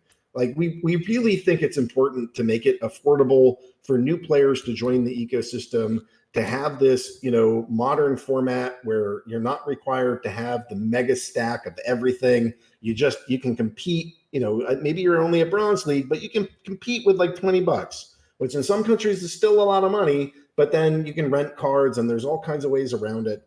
We can't build a capitalist game for every single situation, but we try to make this thing pretty available to players. All right, were you able to grab a sign up number? Yeah, there was 1,462 signups today, and it's been over 1,000 signups for the last 5 days in a row, which is, obviously, yeah, the most ever. There was also a new high for spellbook purchases today at 267, and a lot of that is. Yeah, a lot of that's because, not a lot of the players who sign up don't necessarily buy the spellbook right away on their first day. So the spellbook purchases sort of lag signups, a little bit. So as like signups jumped a lot, then a few days later, we're starting to see spellbook purchases jump a lot as people, those large 1,000+ people who joined 5 days ago, 4 days ago, 3 days ago, some of them are starting to purchase the spellbooks. And we have a new email campaign for new players through a third-party service that we're using, and Chris Roberts has set that all up and managing it. So it, we'll email new players, a day after they joined, and then a few 3 days and up to 7 days after they join, if they haven't purchased the spellbook, with, just some more information and reasons why they may want to purchase the spellbook. And there's also the ability to A/B test different email content and try to see what works the best and get the most people to want to be involved. All right. No Tech is asking at 8:04, how are the changes to increase the flexibility of delegations going? Is there an estimated date for completion? Also, is it planned to provide flexibility on what you need an active key, or would you allow people to play an account without the owner of the account providing the posting key to the player? The first thing, which is already ready to go, but needs some time to review and get released, is the active key flexibility. So being able to choose specifically which transactions require the active key and which require the posting key. And then after that, we're going to add in the delegation, the more granular delegation options. And there's kind of more involved with the delegation stuff, like how do we let people operate with an account that delegated authority to them through the website and stuff like that. There's more work to do there. So I don't have an exact date on those things, but hopefully soon, because most of the work is done. Question, do you ever plan on nerfing overpowered cards, or how do you plan to balance the game to avoid some cards from being really strong in some rule sets? I can answer that in one word: governance. You guys do it. Don't ask us. We're going to ask you. And you guys can vote on it as a SPS token holding community. Does that sound right to you, Matt? Yeah, absolutely. And as for the second part of the question, though, kind of the whole point of the game is that some cards are really strong in some rule sets and not strong in other rule sets, which is part of the whole point of the game. So we, I think that cards. That's a feature. It's a feature, not a bug. So if a card is super strong in the majority of rule sets, then that may be an issue. But yeah, it's a big part of the game is knowing which cards to use in which rule sets. UniQM, is there any way to tie Discord username officially to the Splinterlands accounts? When did that new email campaign start? That's amazing! And then has Splinterlands ever banned a player? So tie Discord usernames to official Splinterlands accounts. You can do that with the registration command in the registration room. So if you type #registration, you can tie your Splinterlands account to your Discord name. There's not really a way in the game to tie or let people know what your game account is in Discord. Is that something we could add? Yeah, definitely. I think I think a more tight integration with Discord in the game would be good. I mean, one thing that's not related to, tying accounts necessarily, but that is in progress, is a notification service. So you'll be able to sign up for Discord notification when things happen in the game. So you could, just say I want to get a notification when any card is sold from my account or from this list of accounts, and you'll get a Discord notification every time you sell a card with the a picture of the card and all that stuff. And it'll also allow email notifications. So I think and I think that'll be really helpful and useful for people, including myself. And the real most important thing is you'll be able to get notifications if a card is unlocked, or the unlock process is started for a card in your account, which could potentially mean that your account was hacked, and you need to change your keys, and will allow you to do so, before you actually lose any assets. When did that new email campaign start? That is amazing. That was like a month ago? Yeah, about a month ago, roughly. And yes, it is amazing. So we got to thank Chris for really just doing everything on that. Fine work, Chris. And then has Splinterlands ever banned a player? Yeah, that's a good question that definitely came up earlier today. So to be clear, Splinterlands, we can't ban someone from interacting with the game. Anyone can submit transactions to the blockchain and play and battle and do everything that's available in the game. But the whole point of a blockchain-based game is that we can't stop anyone from doing that. And there are a lot of interfaces to interact with the Hive blockchain outside of the Splinterlands.com website. But we do control and own and operate the Splinterlands website and other services that we provide for players. I want to specify the front end, the interface. We own the interface. The back end, the back end is really like ultimately lives on the Hive blockchain, not entirely, but we don't own the Hive blockchain. We don't operate the Hive blockchain where you put your custom JSON, but we do own that front end, and we do have the right to not allow people to interact. Do you want to talk about why or what caused that? Yeah, well, I mean, another example of a service we provide that we can ban or block people from using is the ability to purchase credits and use credits within the game. That's basically a convenience feature that we provide. It's not necessary, as anyone can get dark energy crystals from various third-party markets that we have no control over. But if you want to more conveniently purchase things in the game, we allow using credits. So, and there are terms and conditions, there are terms of service on the website. And in the event that players violate the terms of service, we will block them from being able to use the website and other services that we provide. But they're always still able to, access any assets they have and participate in the game. It just would have to be through another interface. Yep. How big is the Splinterlands team? I'm about 5'9" and a little over 200 pounds. That's a joke. I'm not going to comment on that other than saying I think we're about 15 people right now. Byzantinist is asking, with the new rental system allowing for one-day rentals, Yasuk has demonstrated that one can get from 0 rating to Gold League with only 48 Dark Energy Crystals spent on rentals, and then the Champion League with another 668 Dark Energy Crystals spent. That's not a question, but question, how does Splinterlands intend to deal with human and bots? So what do you think about the fact that you can get to Champion League for less than 1 Dark Energy Crystal per day spent on rentals?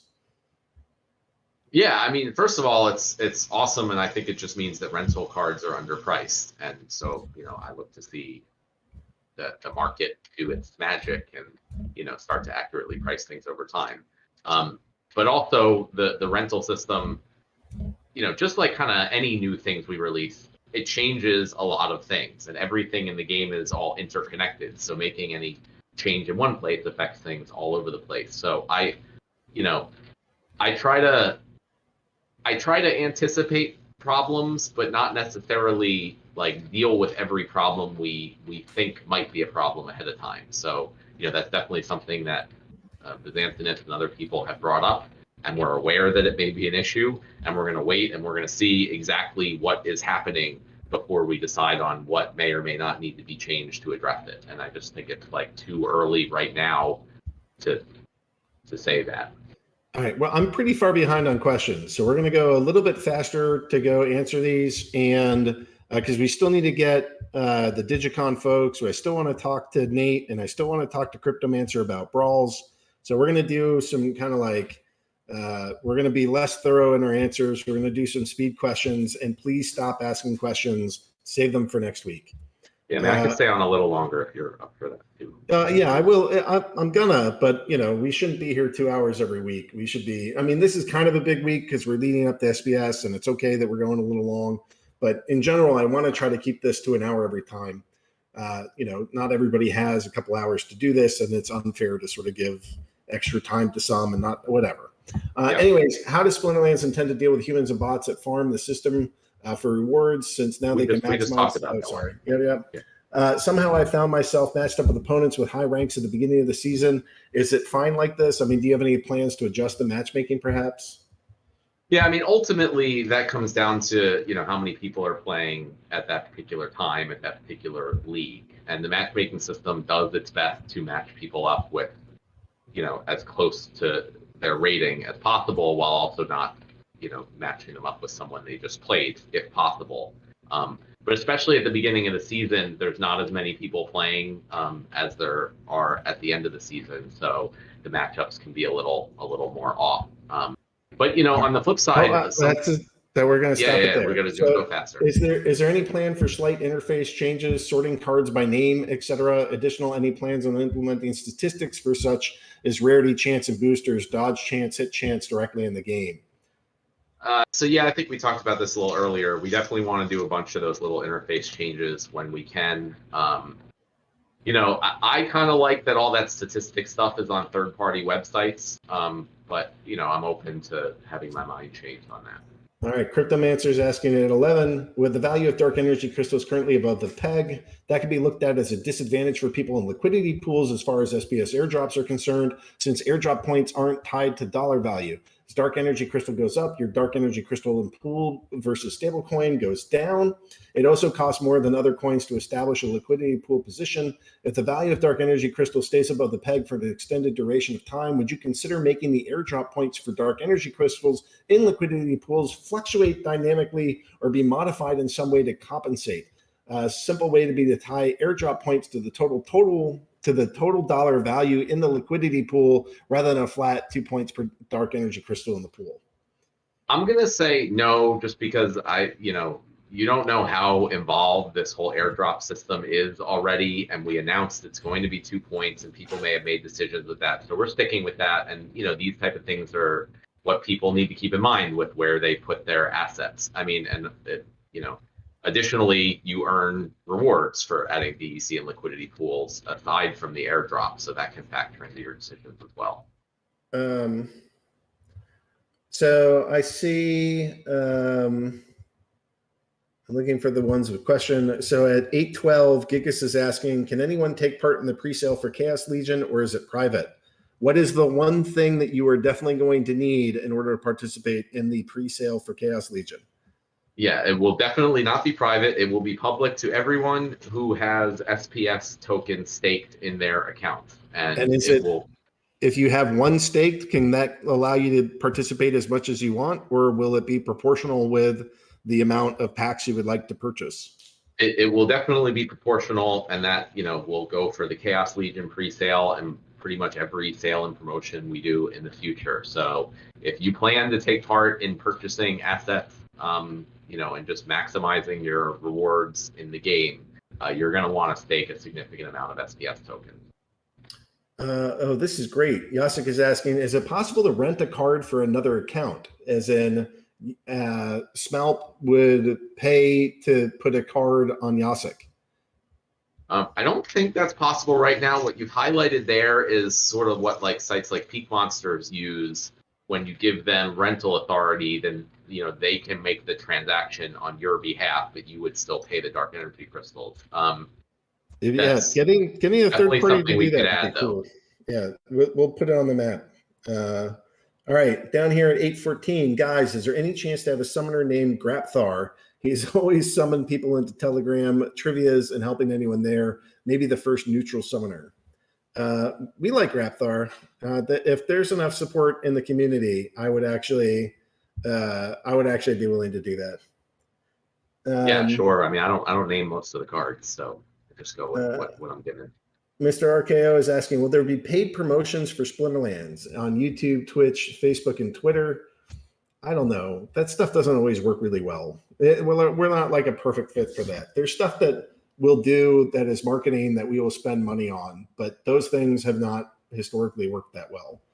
But also a lot of the people involved in the SPS token presale, they either have large followings on some of those platforms or know people that do, and so I think there's going to be a significant increase in promotion for Splinterlands just with part of the FPS launch. When will the mobile version get the full set of features as the browser version? The answer might be, when will US regulation and when will Google and Apple be as friendly as just having your own web browser? Yeah, and I don't think that's what it means. I mean, the mobile version is just behind because we don't have the resources available to build everything for mobile. And the answer might be never, because every time, by the time we build more stuff on mobile, there's more stuff being released on desktop too. So, again, we are working on growing the team and getting more people available to help work on the mobile stuff more quickly. But in general, desktop version is our first and main priority, and we just, we try to have the mobile version catch up as fast as we can. Jens is asking, can we get a specific date for the Splinter Shards token release? And we just said by the end of this month. We didn't give a date. We'll announce the date next week. All right. Official announcement. Pepping is asking, are land sale coming back in the shop, or is it all sold out and can only be bought through third-party sites? It is all sold out. It is possible a couple years down the road, there might be some other type of land, maybe for one of our expansion games or something. But if you want items and spells, this is the only land, and this is the only way to go make it happen. So if you hope to be part of that ecosystem of producers, not users or consumers, but if you'd like to be a producer, you have to have land.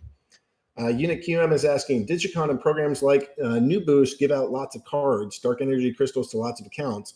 Is a tool that can make multiple transactions to multiple users at the same time technically possible? I mean, yeah, it's totally possible. It shouldn't even be that hard. You can message me and we could, find someone that could just make that for you real quick. All right. Question. If my assets are spread out across multiple accounts, am I losing out on SPS rewards? Should everything be on one account? Basically, is this like a linear rewards, or is there somehow exponential aspects to it? No, it's linear. It doesn't matter. On one account or 1,000 accounts, you'll get the same exact total amount of points. When regarding the packs, aren't you considering to put any purchase limit per account, or is it just strictly it'll be proportional to SPS, but we're not going to put any other limits than that, right? Yeah, I mean, and that's just the SPS thing is just going to be for the pre-sale of Chaos Legion. I mean, once it's actually live, then players can buy packs whether or not they have any SPS stake. But there may be additional benefits like, more or higher probability of airdrops and things like that with SPS stake. And yeah, we don't ever plan to put any purchase limits per account, because then people would just make multiple accounts if they wanted to purchase more. All right. Last Dragon's asking, do you plan on putting pack purchases into the game market like rentals? The answer to that is yes, some later point. Is there any way to determine how much dark energy crystal is in existence? Does the circulating supply on Hive Engine capture everything? Yeah, the circulating supply on Hive Engine should be accurate for dark energy crystals everywhere. Unit QM, how do you all get unblocked from Twitter? Do you have a point of contact at Twitter that can assist if issues arrive in the future? We got unblocked because the marketing team, primarily Chris and Carrie, were relentless in bugging Twitter. And then we also did the free Splinterlands, which was in part directed and thought of by our PR firm Market Across. And we were able to go leverage that to get some big articles written about us. It was our rite of passage, and we just harassed them. And we also just didn't break rules. I mean, it looks like we got lumped in with a bunch of other guys that got, crypto beaten down. But anyways, moving on. Will there be a launch pool? I'm just looking for the stuff that has a question in the front. Question from Twitter. Could you make a blog your battle button to get people doing the social Hive stuff where they could earn more? You have share, but it could go straight to starting a post with some parts filled in. What do you think of that, Matt? Yeah, sure. I mean, all these things are great ideas. We just need to get people to do them while the rest of us are focusing on the major features. So that I'll put that on the kind of list of smaller features that hopefully some of the new people can work on. Gigas is asking, will there be new titles that players can earn in the future? I think Oh, the yeah, short definitely. answer is yes. Like this pre-sale, we Matt and I haven't talked about this. I'll see him on Monday, but I do think that there's a spot for like do this thing and get this title, or like it's gonna. I don't think we're gonna use Kickstarter again. It's too much work, and it's 10% of the money to Kickstarter. But I think we're gonna have hopefully some tiers. I don't know. Matt might kill me, but I'd love to have tiers where there's a couple rewards that you can get if you spend X amount of money in the pre-sale. But we'll see. No promises. Who knows? Will landowners receive splinter shards for the value of their land? Is land included in the airdrop? Yes, land is definitely included. Each plot worth, so like a tract is 100 plots and a region is 1,000 plots, each plot is worth 10,000 airdrop points. And there's airdrop calculators and all that stuff to figure out how much you might get. Will there be any suspensions against the bots, or will they stay completely legal? Our general goal with bots is to make sure that there's no advantage, but we're not particularly banning them. We do everything we can to make sure there's no advantage, and we as a company don't incentivize creating bots. But it's a decentralized thing. You guys get to do this, and we shouldn't be trying to distinguish between accounts. Yeah, so. And it goes back to what we talked about before. Like we can't ban or suspend anyone from participating in the game. We can stop them from using the Splinterlands website, but bots don't do that anyway. And that's the whole point of this game. So if you want something where the company that makes it can block or suspend people from participating in the game, there are lots of great games on the app stores that do that. But if you want a blockchain-based, and more decentralized game, where the assets have real value and you own your cards and all the benefits that come with that, it means that everyone and anyone is allowed to participate, and it's up to us to design the game properly so that bots hopefully don't have any advantage over human players. Is there any issue purchasing credits in game? It always says purchase limit exceeded, but I haven't purchased anything in 2 days. Yeah, so I mean, when making purchases with fiat and USD through PayPal or the apps, or there are limits that are based on a bunch of things to help prevent fraud and chargeback issues that we run into. So if anyone runs into purchasing limits, they can contact support, and we can review their account and potentially increase the limit. Did you consider setting up referral codes for spellbooks? We actually have that. Maybe referrers can get 1% of the dark energy crystals earned by players referred, or some similar incentives. Yeah, it's actually set at 5% of what they spend at the store. So we do that. Anyways, so Vanden is asking, was Splinter Shards making Splint a decentralized autonomous org? Is this like profit sharing? Is there info on how much revenue is between players versus the game business entity?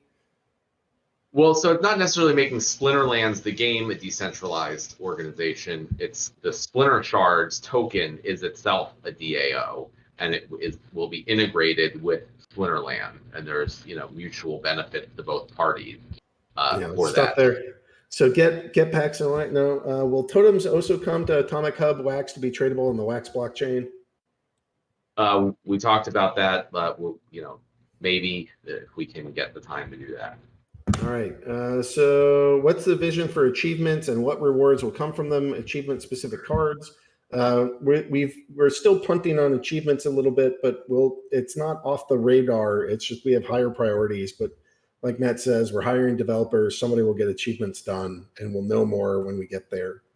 Coronavirus is asking, so from what I understand, when renting in V2, cards that come out of renting are not in cooldown. Could this feature be abused to rent cards to accounts owned by the same person so multiple accounts could use the same cards without cooldowns?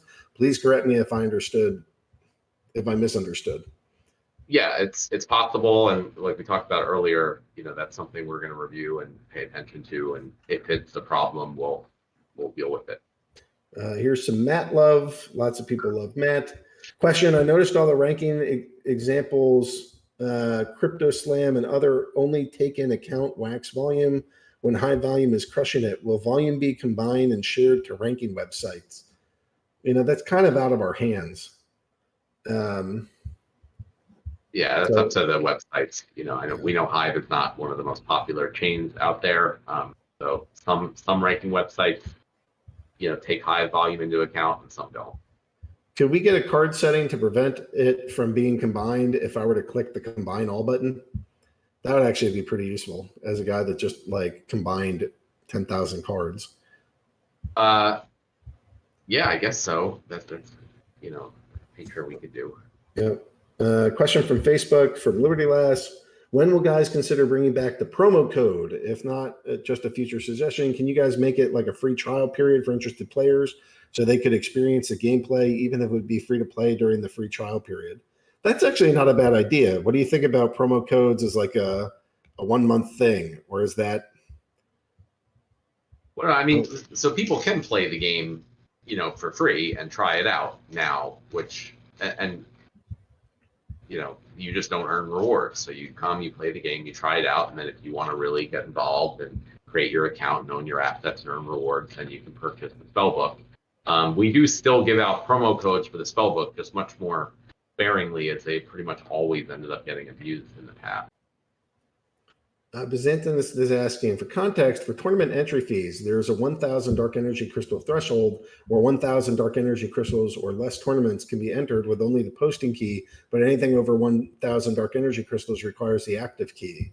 How does it work for rentals? Can rentals or rentals under a certain Dark Energy Crystal limit be made with just the posting key? If there is a threshold, what is it? Or do rentals always require the active key authority? At the moment, rentals can be done for any amount with the posting key, but like I talked about earlier, there's going to be new settings coming out in the near future, like more granular settings on what requires the active key and what requires the posting key, so people can set that up however they want to do it. All right, you guys keep putting in new stuff. I feel like I'm getting through it, but I'm not getting anywhere. Stop asking questions. The clouds part, a beam of light shoots down from the heavens, and here's this beautiful, beautiful page, with different ways to claim, different ways to see it, approximate value. There's so much information on this page. SPS management is a thing of beauty. All right, when will we need a new wallet to hold the SPS? No, if you look in the top right-hand corner of this image, the white-ish shard or the yellowish shard in the top right, that's actually the Splinter shards. So it'll be right there in game. Yeah, just to be clear, you won't need a Binance Smart Chain wallet to hold Splinter shards. You can hold them in your game wallet. Will you be getting rid of cooldowns, especially to facilitate rentals? I thought this had been mentioned, but I may be mistaken. No, rental, that's still there. Rentals don't have cooldowns, but everything else still have cooldowns, just the same as always. And in general, I'd like to reduce or get rid of cooldowns across the board if we can, and sort of the rental system not having cooldowns is like a way we can see how that goes and what problems might arise. After Land is launched and tweaked, SPS drops and guild upgrades are functioning. What's next? after your 6 months of work are done, what are you doing after that? We'll get there later. I'm starting to build and design a tactics game. That's one of the things that's out there in the kind of like long-term horizon. But we have plenty of stuff on the list right now. I don't think we need to answer that in sort of a rush mode. Question from Facebook, how balanced is your matching, or how does your matchmaking algorithm work? Can you do this in 15 seconds, Matt? Yeah, I mean, it works pretty simply. It just, it will match you with people in the same league, and it just waits until it tries to find someone as close as possible to your rating. And the longer you've been waiting, the more lenient it will be to try to find you a match, even if it's not as close to your rating as possible. And then it also tried to not match you with someone you just battled recently and things like that. When will it be possible to extend the rent without making it expire? Can't you put more money into that contract to make it keep going? Yeah, you can renew your rentals. It's the features available through Peak Monster. It's not yet available through the Splinterlands website. But it exists. It's coming. When will the release date for play to earn SPS rewards system? When do we get the when will ranked battles provide SPS rewards? I don't have a release date for that yet. But I think the plan is Q3 of this year. All right, it's coming. That Q3 we're in it. All right.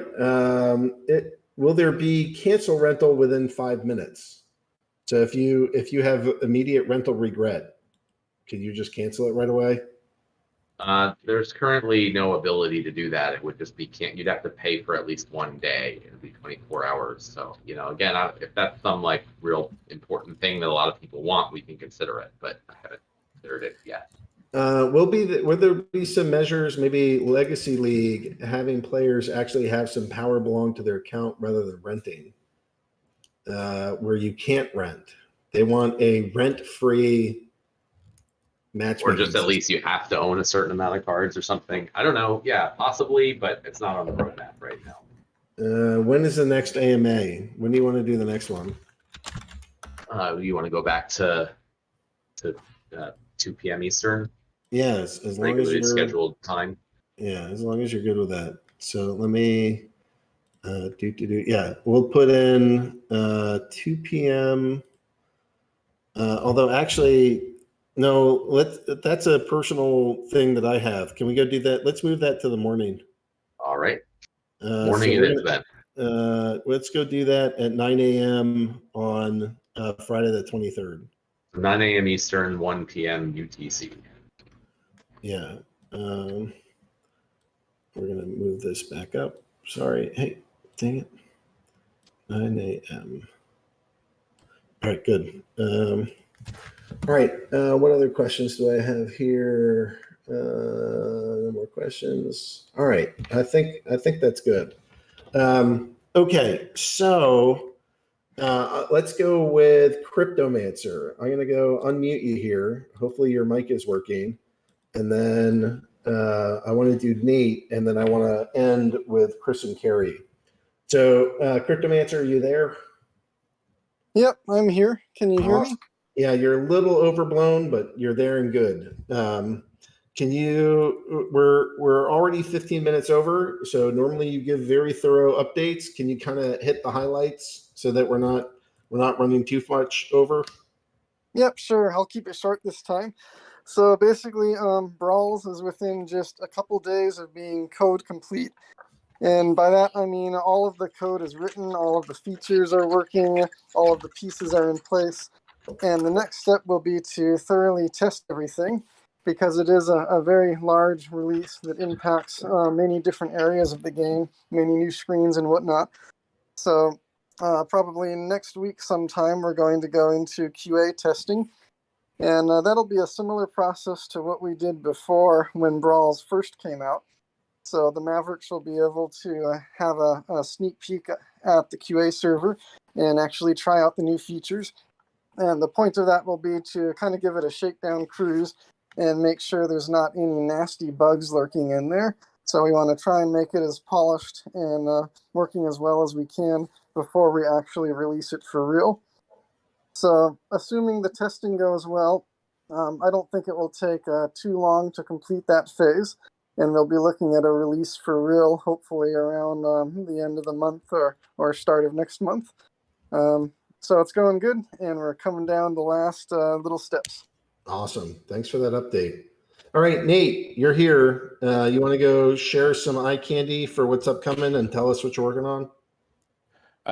Yeah, sure. I'm just gonna ride Cryptomancer's tail. In fact, Cryptomancer, you should share one of your screens. I'll share this one, but yours are better because they're actually coded. But people should be excited by the fact that we're going to tweak the battlegrounds a bit for Brawls, and a lot of that's going to bleed into regular play, including the ability to see what abilities the summoners are offering to the team. So that should be something that has been a long time coming, and it's finally going to hit the game, and it'll make it easier to understand what's going on with the battles. I'm skipping through the stuff that I think I can share. Here, I'm gonna save some of this stuff for next time in case it's a little premature, but I do have, I am pretty excited. I am spending, besides the SPS stuff and everything else we're doing, I am preparing for people being able to redeem their claims for actual deeds. So here's a little tantalizing Ooh, network. drum roll. Prepare yourself. Here's an example of how the land cards are progressing from what they were when we showed them before. This is an example of an occupied card.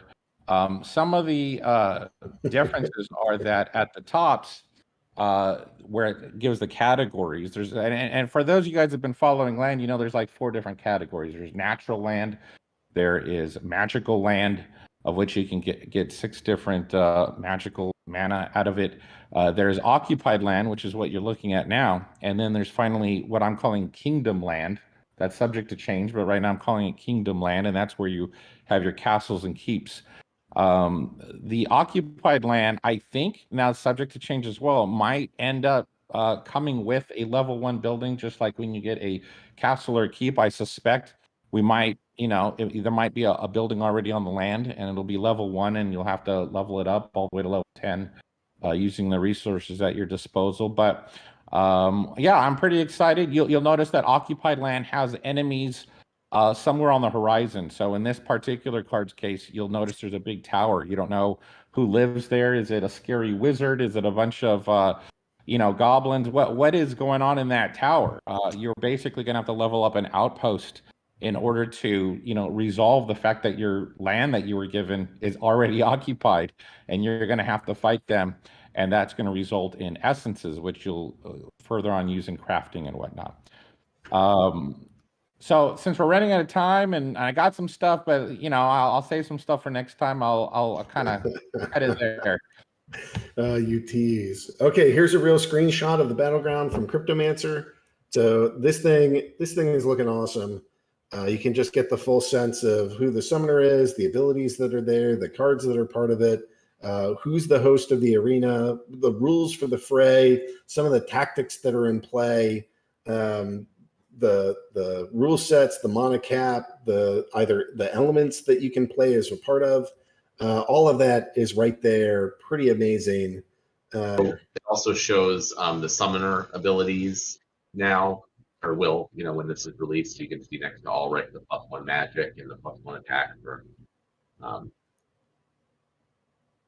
Malric. Yeah. Although it doesn't say the name of the summoners. I guess it doesn't say the name of anybody. Okay. No, it doesn't say the name of the summoners, but now you can see their stats. Yeah, that's killing it. All right. Also, just Nate, thanks for being funny with the X marks the spot and the get off my lawn. It's a nice touch. Okay. Nate, I wanted to do Jarvie. Do you want to come on and just say anything about peak monsters? I'd like to give you an opportunity to speak if you want. Oh, he's typing. Yeah, he says, why not? Let's go let Jarvie on. And we're going to end this with the Digicon crew. So hopefully Chris and Carrie are ready. Jarvie, really nice job with the rental market and really nice job with the bulk card view. I operate a pretty large account, and I've just been able to go. I've been putting it off and putting it off and putting it off. Now I have other accounts that I got to go through. But man, what a time saver. What a nice job you guys have done. Kudos to helping to design the rental system. I don't know if everybody knows it, but Jarvie was one of the guys behind Peak Monsters along with Asgarth. But the rental system is really his brainchild of how it should work in practice. So I just want to say thank you, kudos to you, and give you an opportunity to share any kind of Peak Monsters update that you'd like. All right. So we now have some really good features for renters where you can renew, or I would like to say extend, I guess, your rental. So if you really like playing with that card and you see, we'll actually tell you how much time you have left with that card. You can extend it. And if you extend it, that means you're first in line. You can keep on going indefinitely until the owner decides to stop renting. So you got to extend. We show how much time is left. We just put in a few more filters, like level filters. So you could put in your whole Silver League, 5, 4, 3, 2, I think is the, 5 on commons, 4 on rares, that sort of thing. So you can put that all in and then sort by price, so you see the cheapest cards literally for your league. Doesn't matter what rarity is; it'll just show them all. So that was a really cool feature. Change price for owners is a new feature. At least there's an UI for it now that you can change your price. Changing price on rented cards, like ones that are presently being rented out, is not an option. So you're gonna have to stop the rental and then come back after the time expires, and you'll be able to set the price. Also, I'd like to say a word about the cooldown.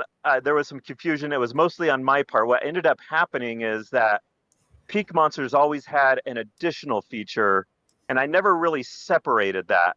I thought it was all cooldown, but we had additional feature, and it stopped working with rentals. But cooldown has always worked, so it's just confusion on my part. But we reintegrated that separate feature, which is basically the ability to tell owners, like, hey, if you do anything with this card, it will go into cooldown. And that stopped working. So we put in how long ago has this card been played? And so now everything's been solved, and it should be pretty easy and simple. But yeah, just reiteration, sorry for my confusion earlier. Cooldowns always worked. And now we have a feature that also works for renters. So if you go in there and you see, I haven't played this card for 3 days, maybe you don't want to rent this card anymore. So that'll be helpful for you guys, for renters and owners. So there you go. Just a slew of new things in there, I guess. So. All right. All right. Any last thing you want to tell people about Peak Monsters before I move on to the Digicon crew? No. Well, next thing to do, hopefully, I hate to put our developer on the on the line, but we want to give the ability for people to do some more advanced sorting mechanisms, in particular for the buy market, to be able to say, hey, I'm looking specifically for cards at the max level. Like, give me the price. If I were to get max level cards, what is the cheapest max level cards? And just a bunch of unique sorting filters like that. So also, if any APIs start to exist for giving people statistics about the rental market, as far as what's already being rented, if those start to be available on the API, we'll look into integrating those as well. Awesome. All right, Jarvie, thank you for your work. It's great to have you sort of be one of the great development teams helping to go build out the third-party ecosystem for Splinterlands, and you have certainly made the user experience of this game and ecosystem so much better. Thanks for your work. Thank you. All right. So now we have the Digicon crew. So when is Digicon? What is Digicon? Why should people show up? And we even have Pete in here. I will unmute Pete if you would like as well. No, he's busy. I just muted him again. I can hear talking in the background.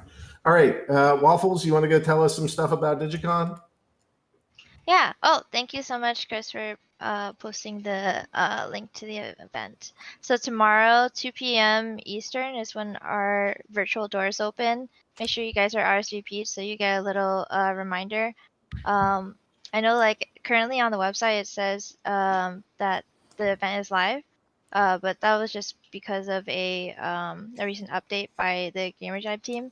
So currently only sponsors are able to get in, and a code is required. But once the doors open at 2 p.m. Eastern, no code is required. You guys can come in, and it'll be fine. And so what is Digicon? So, sorry, there's something wrong with my mic right now. No, you're coming okay. Okay, cool. All right, there's something wrong with my computer. I don't know why it's doing this. Sorry, I am also streaming at the same time. Ah, okay. Yeah. So, all right, guys. So Digicon coming up tomorrow. It's a conglomeration of all of your favorite crypto, finance, gaming, art, media, and news. Lots of really fun and amazing people there. There will be prizes, swag, and sponsor booths to check out with industry experts within the blockchain gaming, collectibles, DeFi industries. And the best of all, it's free, and you can earn a lot of really cool stuff, including one of the badges that Chris posted in the AMA channel.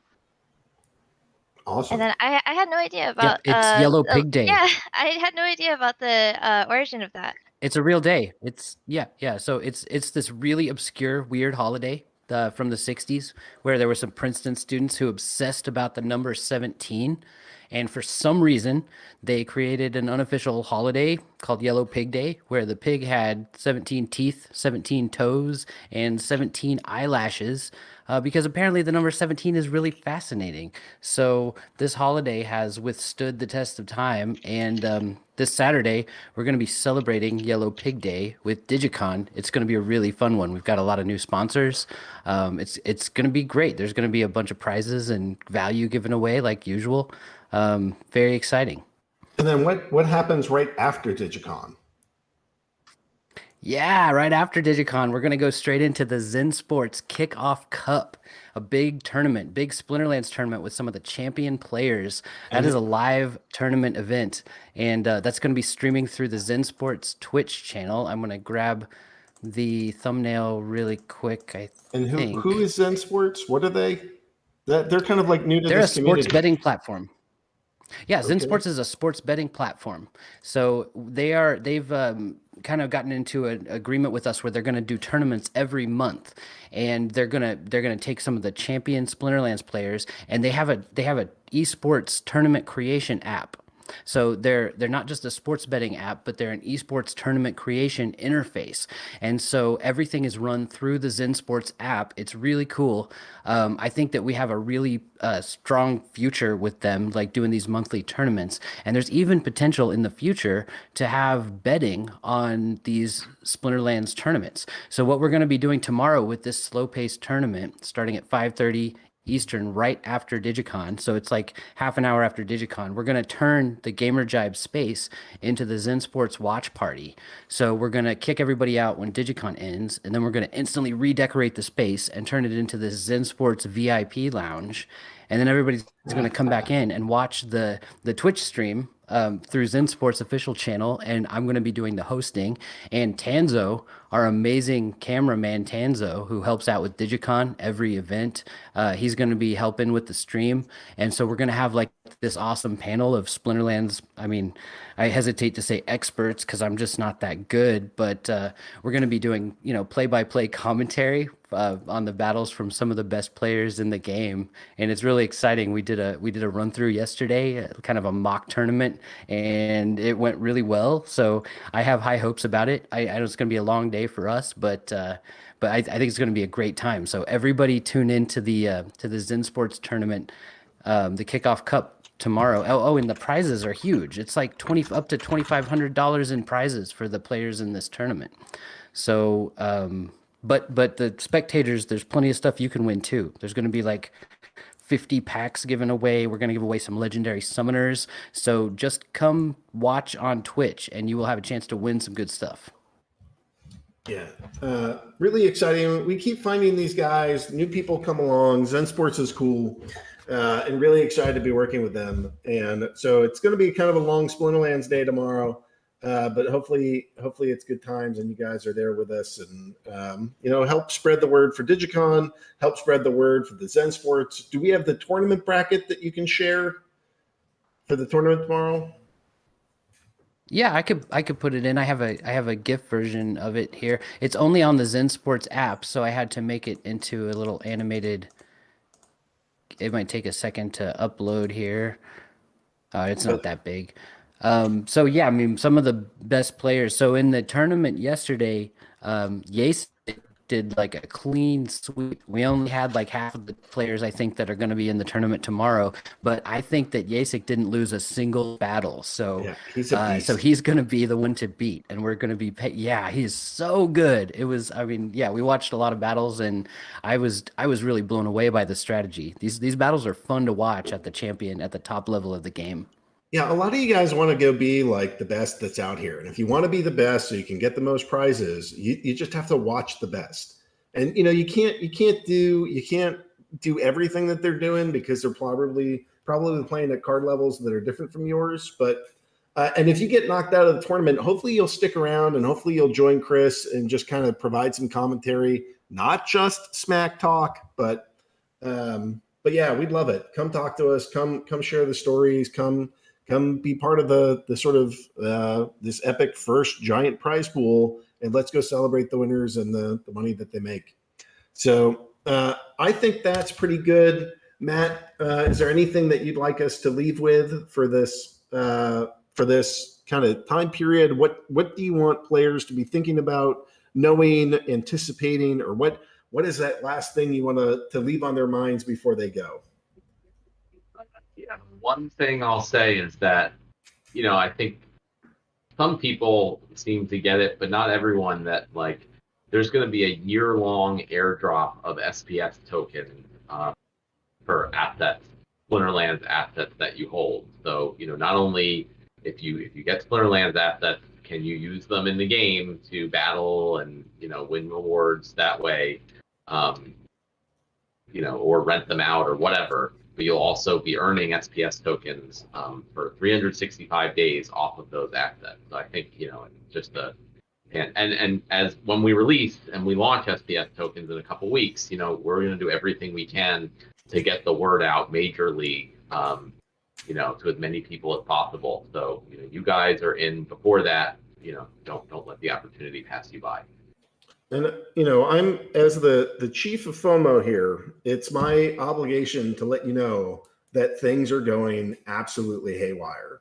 Just the signups per day, the number of battles played, where we like literally hit just shy. It killed me. We hit 9,800 and something players or accounts playing in the same day, and it broke my heart. I just want to hit that 10,000 mark so freaking much. But we're right there. We're really going to do that. And, in some of these games, it's like, they're just tracking how many people are staking. And so it's more like, how many wallet addresses are involved. But that's not what this is. This is how many people are really like interacting with this game, being a part of this community. And, it's just, there's so much potential here, so much that's happening. Rentals are through the roof. We've had 30,000 rentals so far. Just like literally any single metric I could grab, I'm like, holy crap, that chart is looking amazing.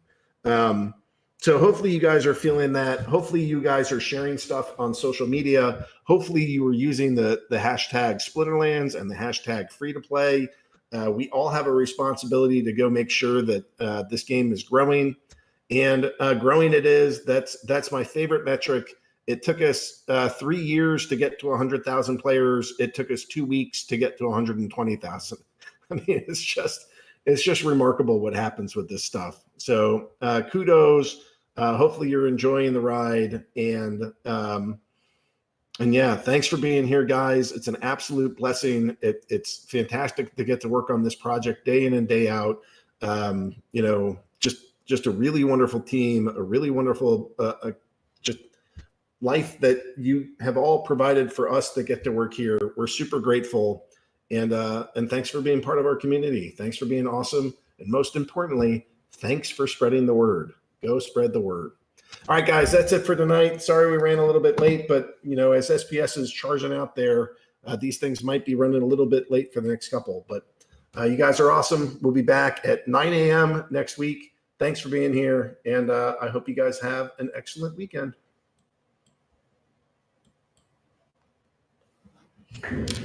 Woo! All done. Thanks, guys. Glad you're here. Recording stopped, stream stopped, and I hope you all have an excellent night.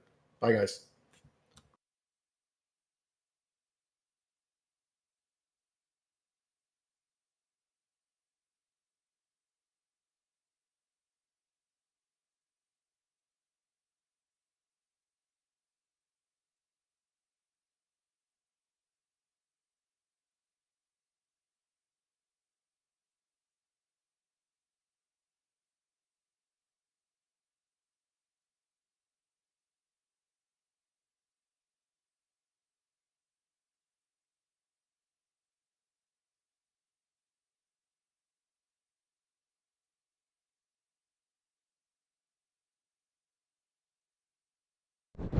Oh, so much information. So much information from that AMA. What do you guys think? Were you guys watch? Oh, I know 10 fans you were here for it, and I had a few people watching through this. Kira, I know went and watched the official stream like a dick. I'm just kidding. Um,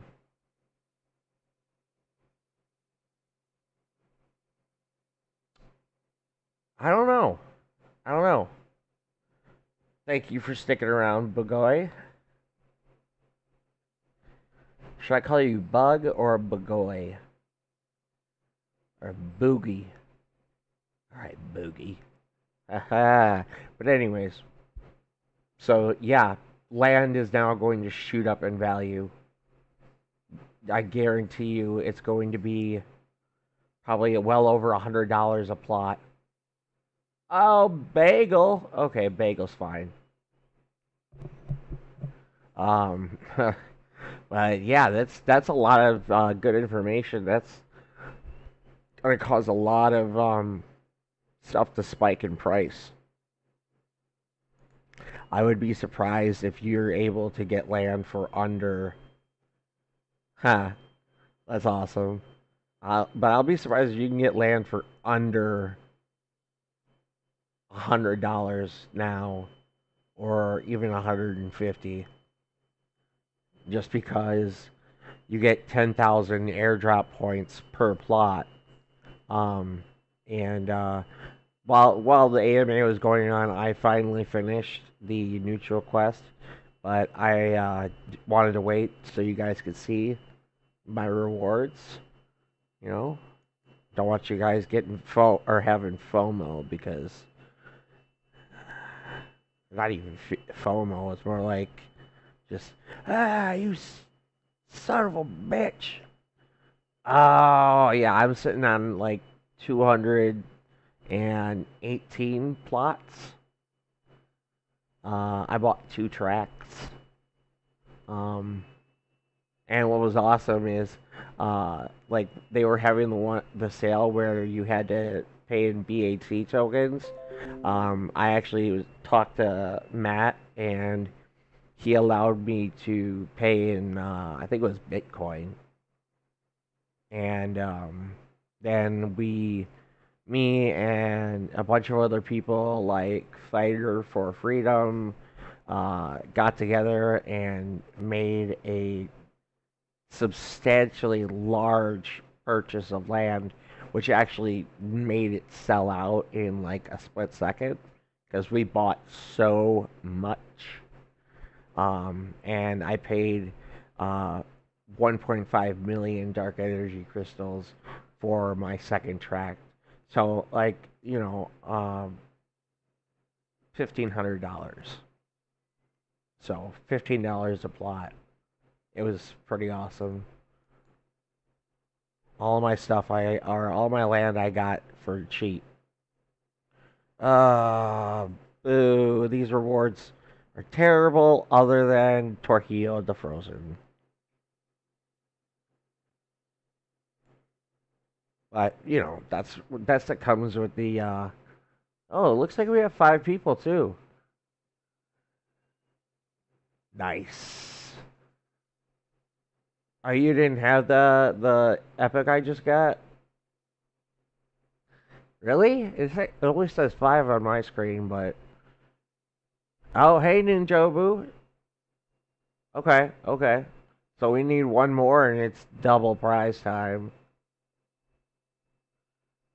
So everybody that's here, just so I can get an accurate count, just hit I, please, or 1, or you know. Oh yeah, where's Pepe?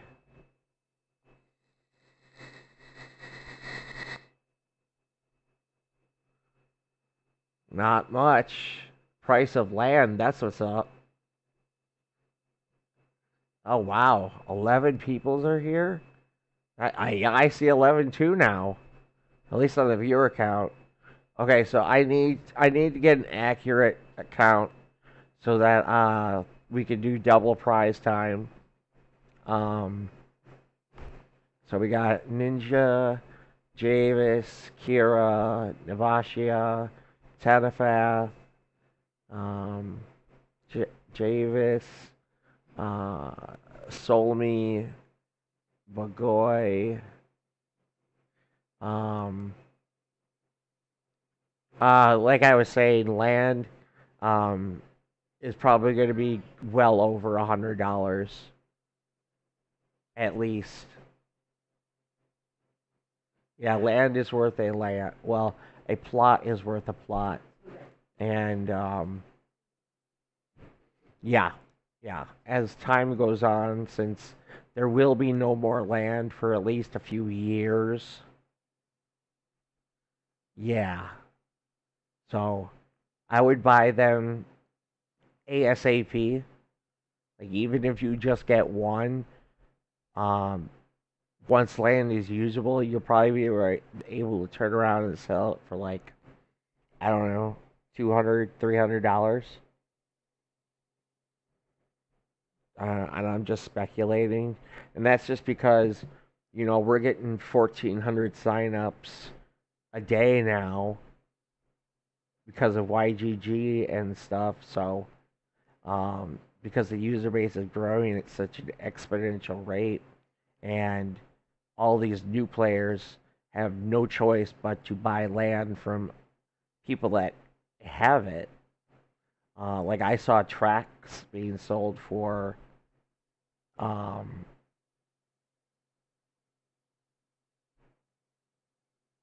what was that? I think it was like $4,000 for a track.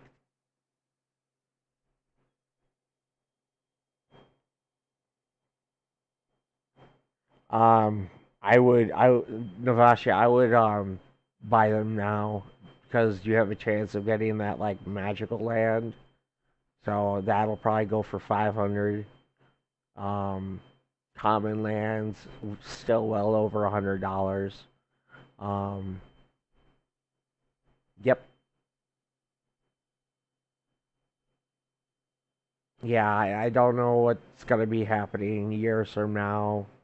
Only God knows what's gonna be going on then. Uh, we don't even know what's gonna go on 5 minutes from now. But oh yeah, that'll be cool. So you already got 10, so you're sitting on like $1,000 worth of land. I hope I'm sitting on at least like 20,000.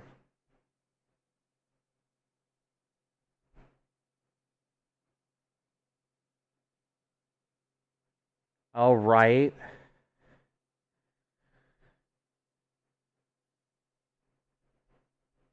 All right. So, yeah, I'm glad I got the two keeps and 200 in like 18 chances to get a castle, which would be awesome. But anyways, it's prize time, double prize time. So, um, the way this works is for those of you who are new, you pick your number 1 to 11 because that's how many people are here. I will put 11 spaces on the number wheel. And okay, Navashia is 1. Kira will be the last number, depending on how many people um, actually, talk. All right, Tanafath is 9. Ninjobu is 7. So we got 2, 3, 4, 5, 6, 8, and 10 left. If you don't pick a number, I can't give you a prize.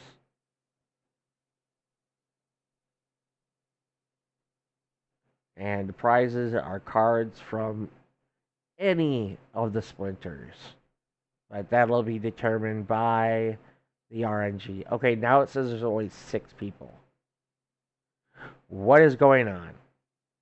Did we lose 5 people just because I was talking? it must be my voice. Well, then that means we're going down to regular prize time. I know. I'm sorry, Tanafath. I'll fine. You know what? I'll keep it double prize times, just because you guys are so awesome, and some of you at least hung out with me for a long time listening to that AMA.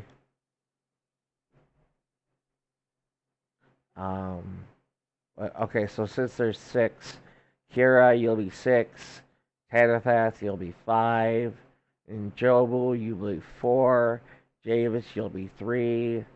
Navashia's number 1. So, Ninjobu. Okay, fine. You know what? Pick your numbers. Pick your numbers.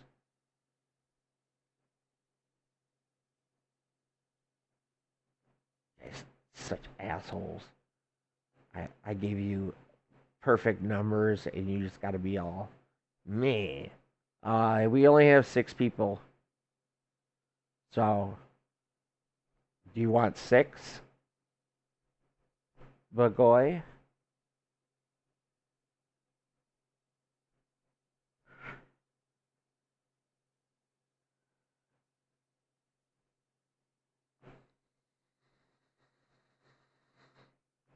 Guys, we only have 6 viewers, which means it's got to be 1 through 6. 1 through 6. Because otherwise, there's just going to be numbers for people that aren't here, and that'll mean there'll be dead spaces where nobody will win a prize. So, 1 through 6. Ninjobu is 5. Javis is 3. Bagoy is 2. Ninjobu, Navasha had been calling number 1 for a while, so we're going to have to give you a different number. Okay, fine. Kira is 5. Tanapath is 6. It's not the name wheel. Oh, well, I do have a name wheel, but that was for like the fine, hang on. Wheel of names.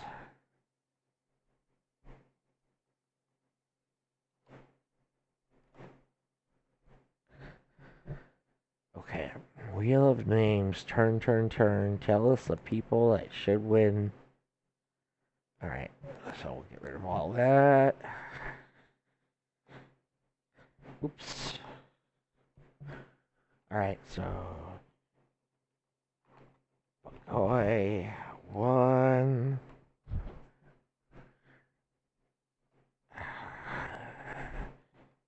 Kira. Not Koi. Kira. Oh, so for those of you. Oh no, actually, they left. Never mind. I was going to explain my injury and why playing stuff like Call of Duty is really hard. So when I was in my car accident back in 2012, I ended up breaking my neck and my spine in 5 places. And where my neck was broken, I should have been on a ventilator, and I should have been able not to move my arms, and yeah, that would have been absolutely horrifying. So, hang on, shut up. Anyways, it's really not. It's not horrifying at all. When I woke up, in the hospital 4 days later because they put me in a drug-induced coma. Um,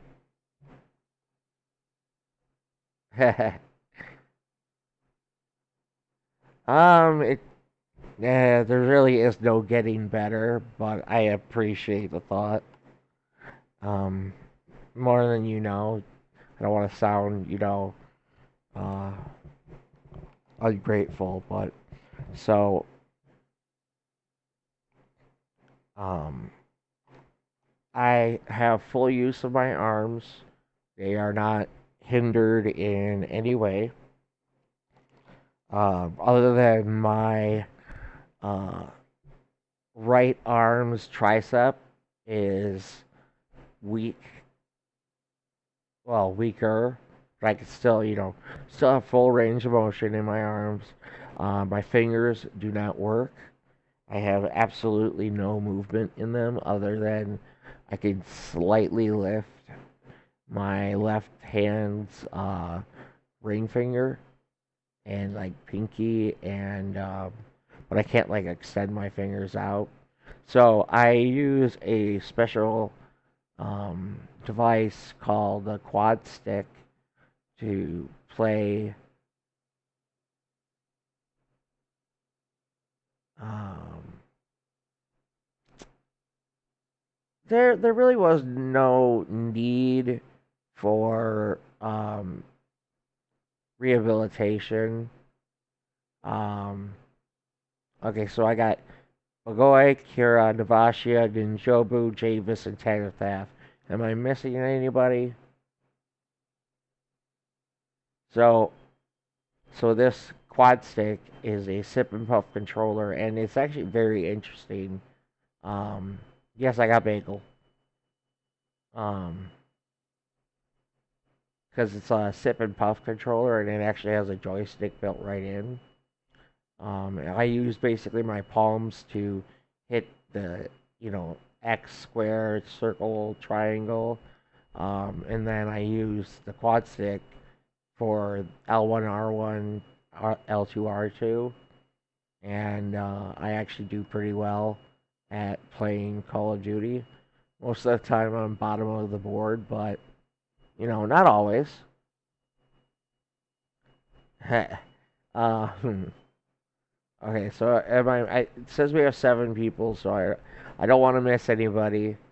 Uh, for those of you that just joined, I'm about to initiate double prize time. Uh, because we had 11 people add a second. Um,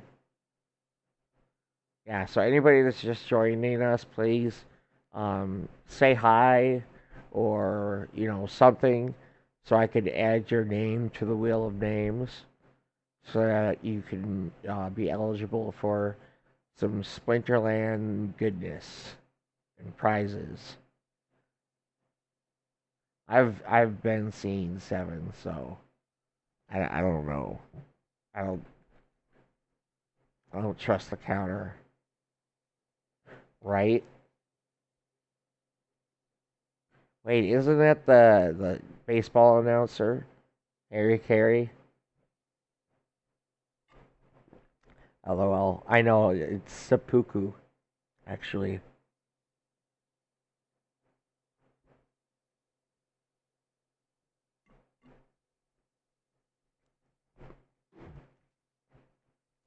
But that's neither here nor there. I'm sure Navashia would know exactly what it's called and how it's spelled, and because she got to go to Japan for what, like a couple of years, which is freaking awesome. Anyways, okay, so if nobody else is going to speak up, only the 6 people I have listed. Yeah, okay, so we were both right. That's fine. That's fine. Let me pull up the wheel of names. Okay. So if you are here and your name is not on this wheel, please speak up before I spin it twice.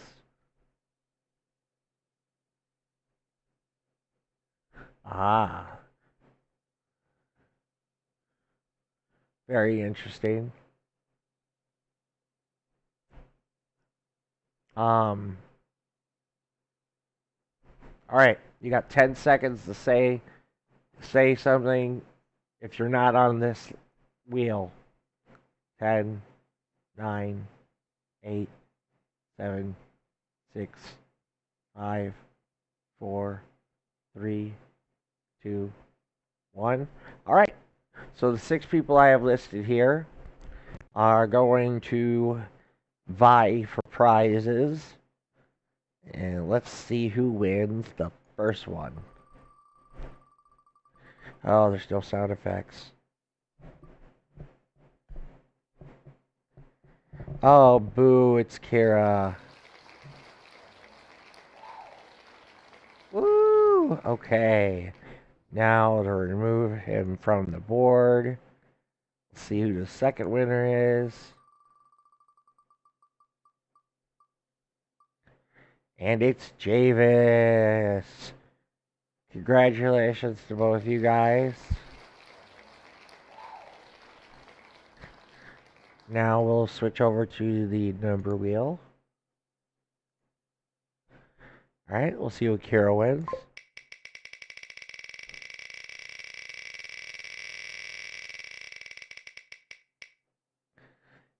Number 8, which is, what is number 8? 1, 2, 3, 4, 5, 6, 7. Ooh, you get a dragon splinter card. Good job.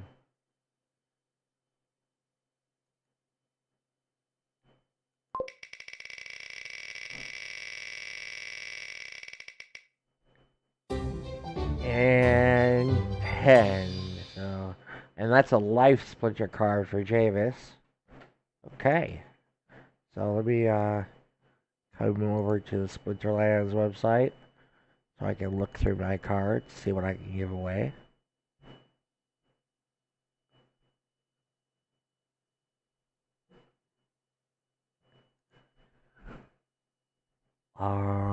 First is Dragon.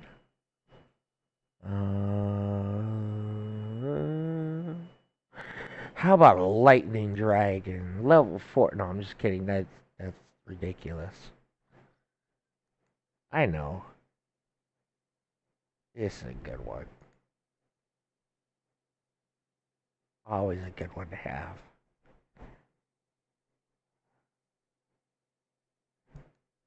Joy. I hope you will get a benefit from this. I hope it'll be the last one you need to get it to max rank. Or just to the next level.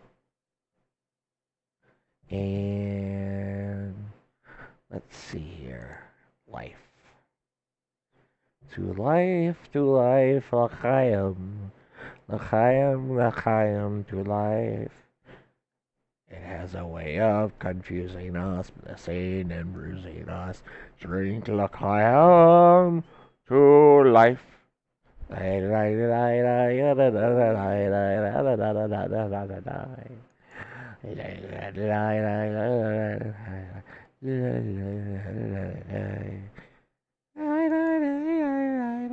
Anybody else watch the Fiddler on the Roof? Or am I by myself? And give you a nice truth speaker, Mr. Javis. Oh man.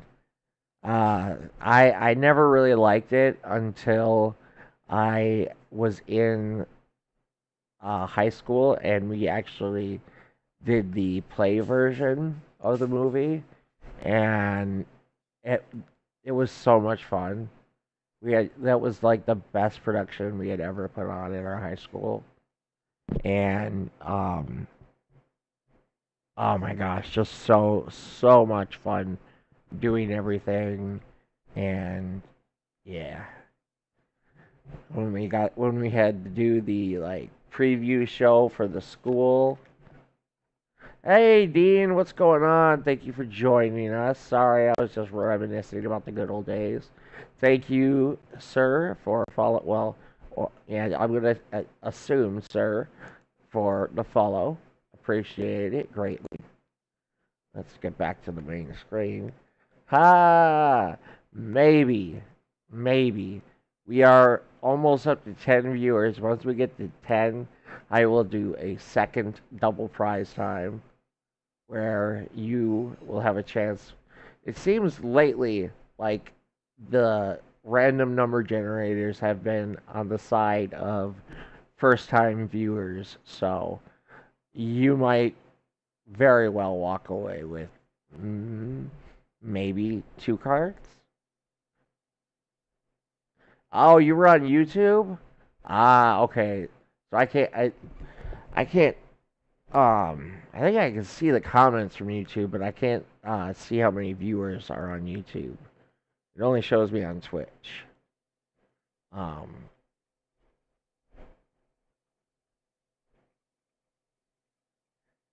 hmm. Anyways, so don't worry, Dean. Just hold on. We will get a few more people in here. I gotta spam my linkages on the Discord. Just hold on for one hot second. We will get 3 more people in. I think that's what we need. 3 people. My counter is never accurate, so I know we have 7 for sure.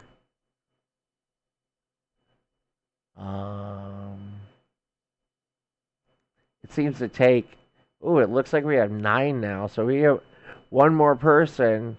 2 more people are gonna walk away with 2 prizes.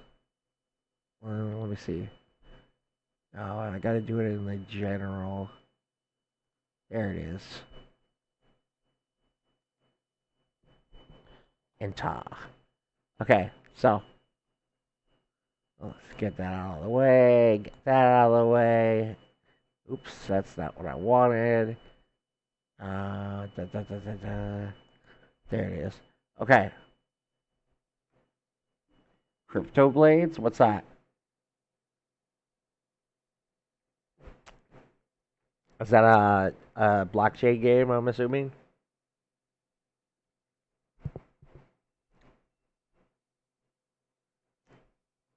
And anybody else, if you're just just joining right now, please say hello or anything, so that way I can add your name to the Wheel of Names, which will determine who wins prizes and who walks away with nothing.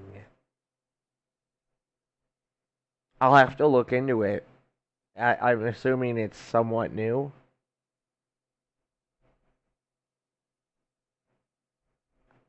Actually, you know what? I'll just type it in right now.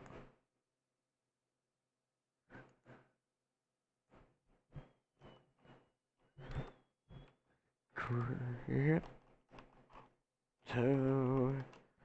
Blades.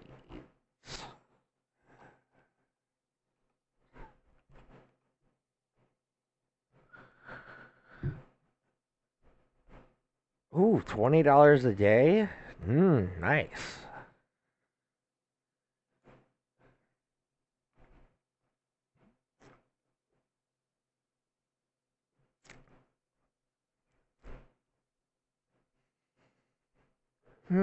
That looks interesting.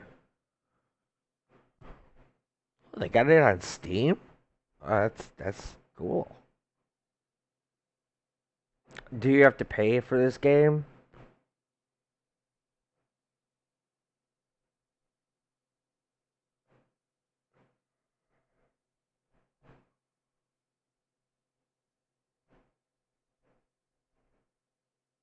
Oh wow.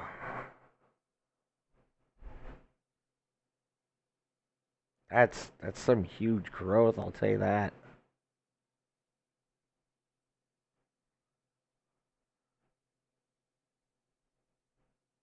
Huh, that's cool.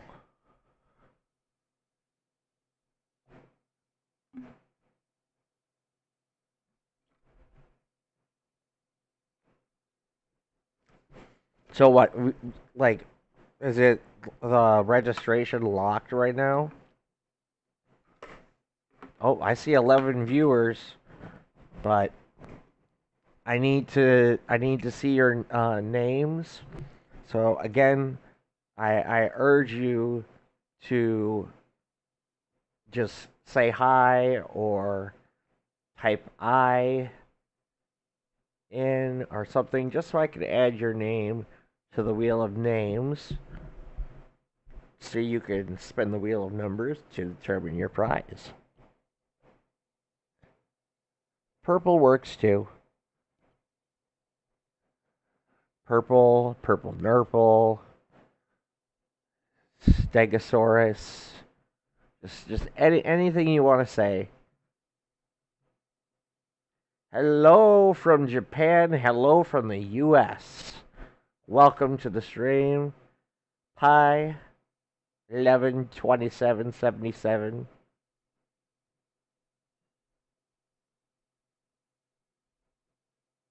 Oh wow. So you have to I'm assuming it was like the founder's sale.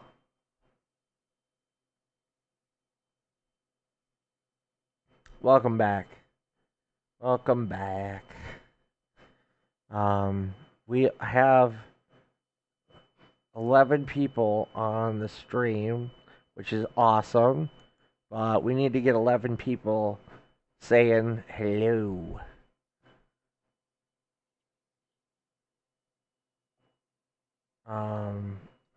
Where did I put the wheel of names? There it is. Alright, so, got, oops.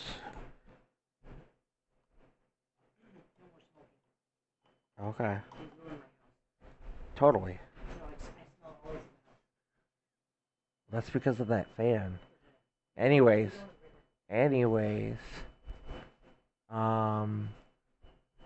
PEI 11 27 77. Pi Dean, are those your Splinterlands usernames?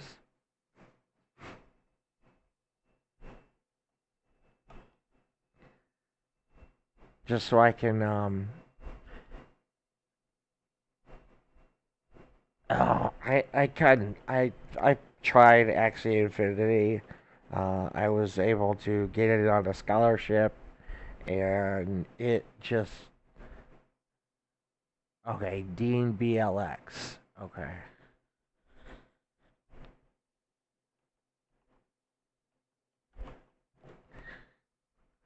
Pi.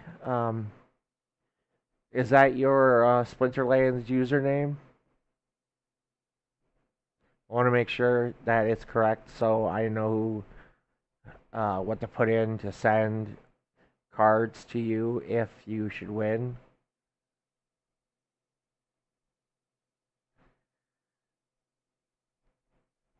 John 9-inch? Are you serious?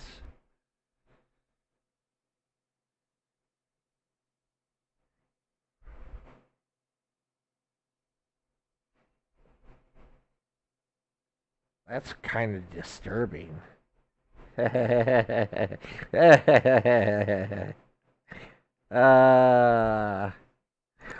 I didn't like Axie. Okay, I tell that I just want to make sure again. It is John 9-inch. You're not screwing with me.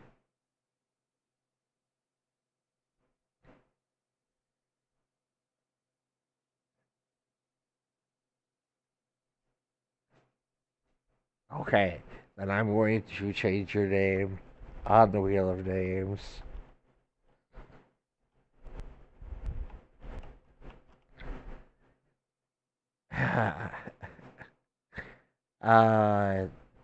Bagoy, you are on the list already, and I have your name written down. Um, Okay, we are missing 2 names. Yeah. My team was not like balanced correctly, and I would have to play like 20 um excuse me 20 arena matches just to win one time. So I could never finish my daily quests unless I sat there for like literally 24 hours doing nothing but playing Axie. And I ain't got time for that shit. Anyways, now I see 13 people. So if you're just joining me now, please, please say something so that I can or put down your Splinterlands username if you haven't already, because I'm about to give away prizes, and this is the most we've ever. Oh, Chance, welcome, buddy. This guy, this guy right here, he does not need any prizes, but I'll still add your name to the wheel because you're my homie.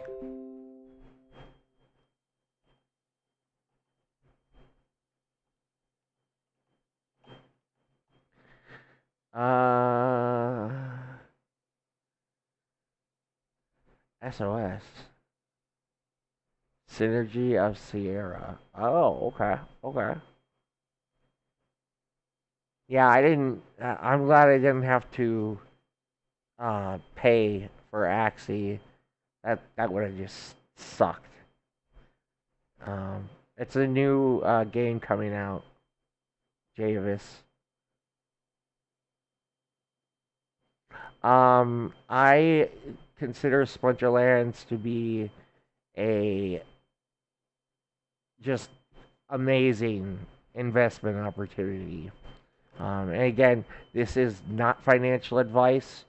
Do your own research and come to your own conclusion. But I'm sure Chance will back me up that the assets have blown up like ridiculously in price. So, like, my initial investment of like 5 grand has now grown to about $18,000. Thank you, Pi, for following. I love it. Appreciate it. Let me have your babies.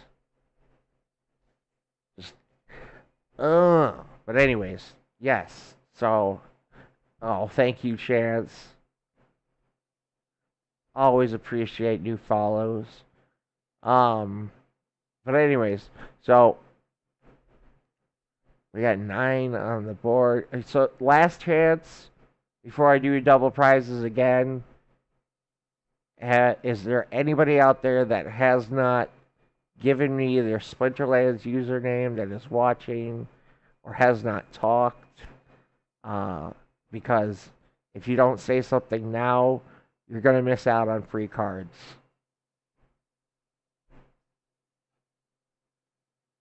You know what? Actually, I'll do 3 prizes. 3 winners, 3 prizes. Well, possibly 6 prizes if everybody gets free spin. But I'm hoping not. I'm going to run out of cards. Not really, but, you know. Come on. Come on. I'm counting down. Okay, PEI 12112. Gotcha.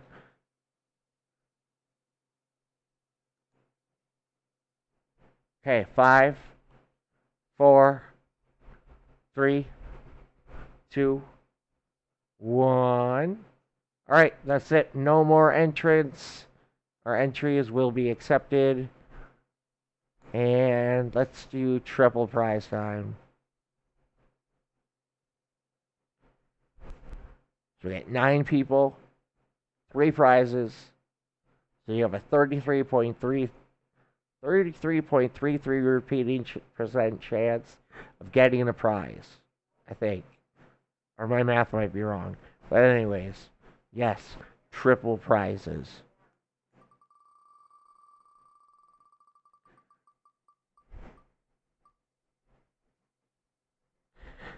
Oh, look at that. What did I say? This thing is so biased towards first-time watchers. So biased. It's ridiculous. All right.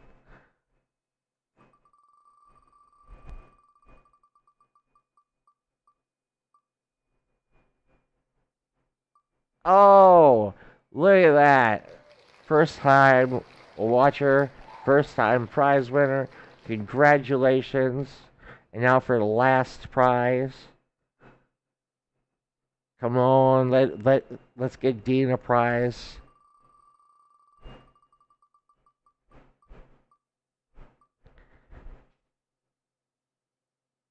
Oh, and it's Kira again.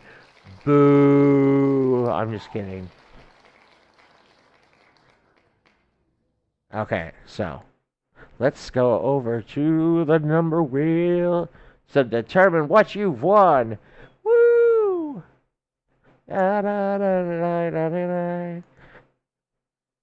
Alright, so, first off, yes, congratulations to everybody who won.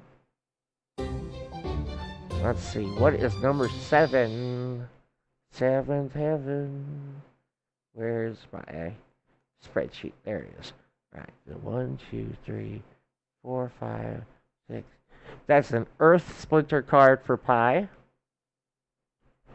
And now you will go for number 2. Who's going to, or not who's going to win, but, you know what I mean. Number 11. 1, 2, 3, 4. So that's a Death Splinter card, I think. No. That's a Life Splinter, my bad. So we got Earth, or Death. No, sorry. Wow, I'm just totally messing up. Earth, Life, and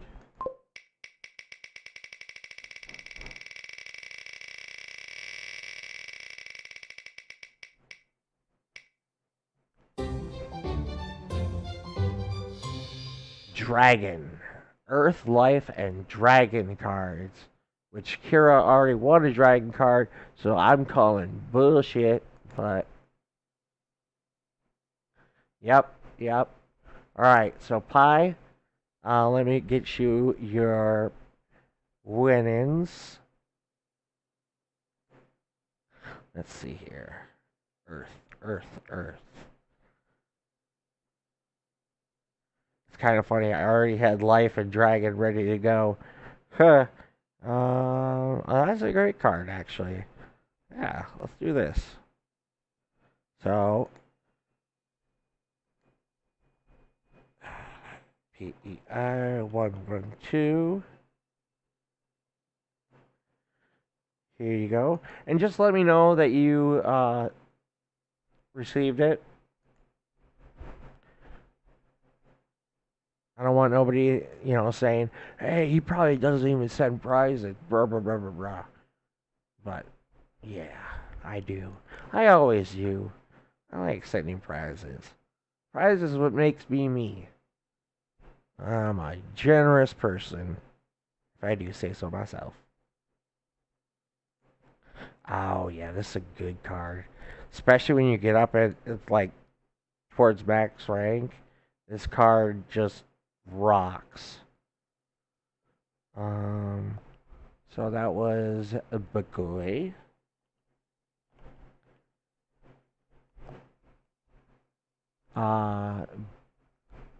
It's the same as your username here, right, Bagoy?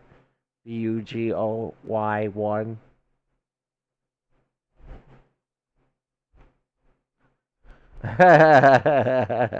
No, we are not Captain Planet, and no, we are not killing ourselves. Jeez, you people. You guys. So sadistic, I swear. Actually, it's mostly just Kira. Let's get the music back in here.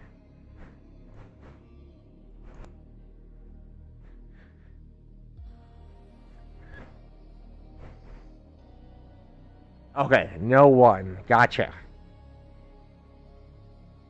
Here you go. Pi, did you, or Pi? How do I pronounce your name? My friend from Japan. Which, I love Japan, by the way. I'm like, some of the things over there are kinda, woo.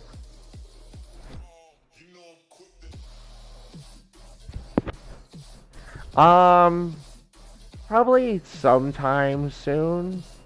Well, yeah, this is probably my latest stream because of the AMA. I mean, that just sucked up everything. I didn't even have to put on a show today. Matt and Agro, they took over for me. Okay, so now Dragon to Kira.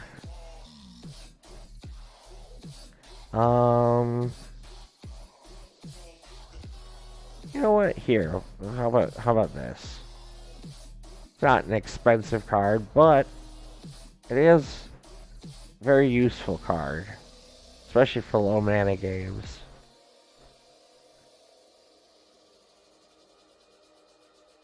What auction?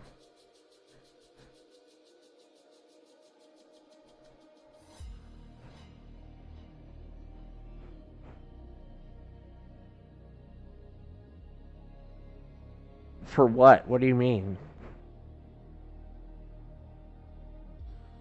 Oh, and I will be streaming Digicon tomorrow. So, you know, if you cannot...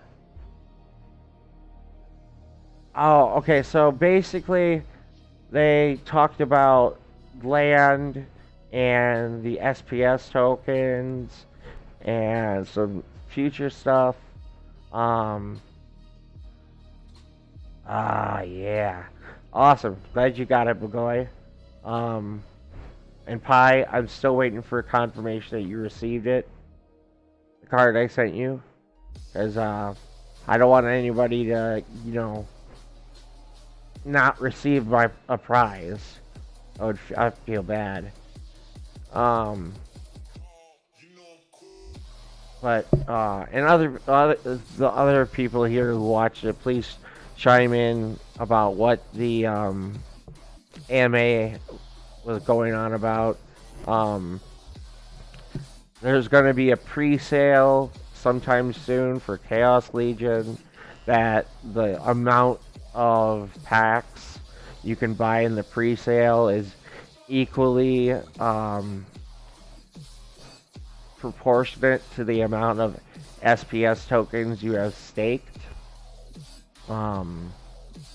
And once the pre-sale is done, they will move on to the regular. They did not say, but it's supposedly sometime within the next, I would think, month and a half. I don't remember if they gave out a timeline necessarily. They said it was soon. And once the pre-sale is done, then the cards will be sold in the market, or, you know, on Splinterlands and third-party markets and stuff like that. And you don't have to have any SPS tokens staked for that. So new people don't have to worry about, you know, because they don't have many Splinterlands assets, because that's directly proportional to how much SPS tokens you get. And It doesn't matter if you have multiple accounts with your stuff spread all over.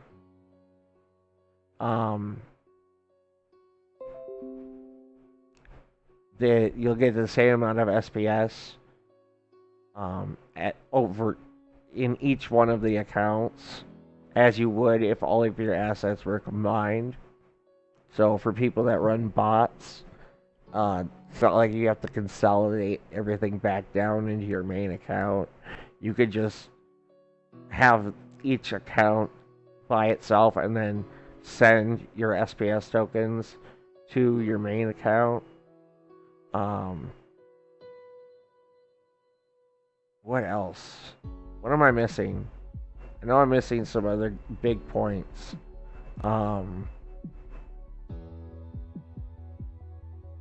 There's going to be new UI enhancements. I don't know what that is, Kira, but what was I gonna say?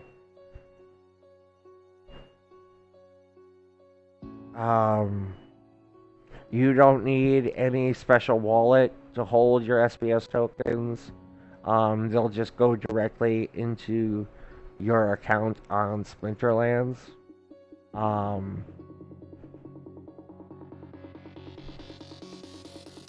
You can also buy SPS tokens from I can't remember what the dex was, but it's not going to be available until after the initial airdrop, and the airdrop is going to occur over a year, so you can collect all your SPS, well, not all of it, but all that you get at once, or you could just let it sit there and it'll build up over the year. What else?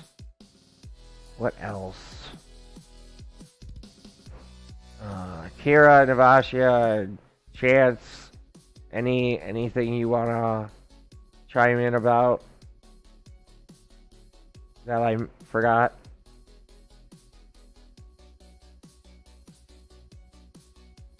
Because there was a lot of information, and thank you, Chance, by the way. What else?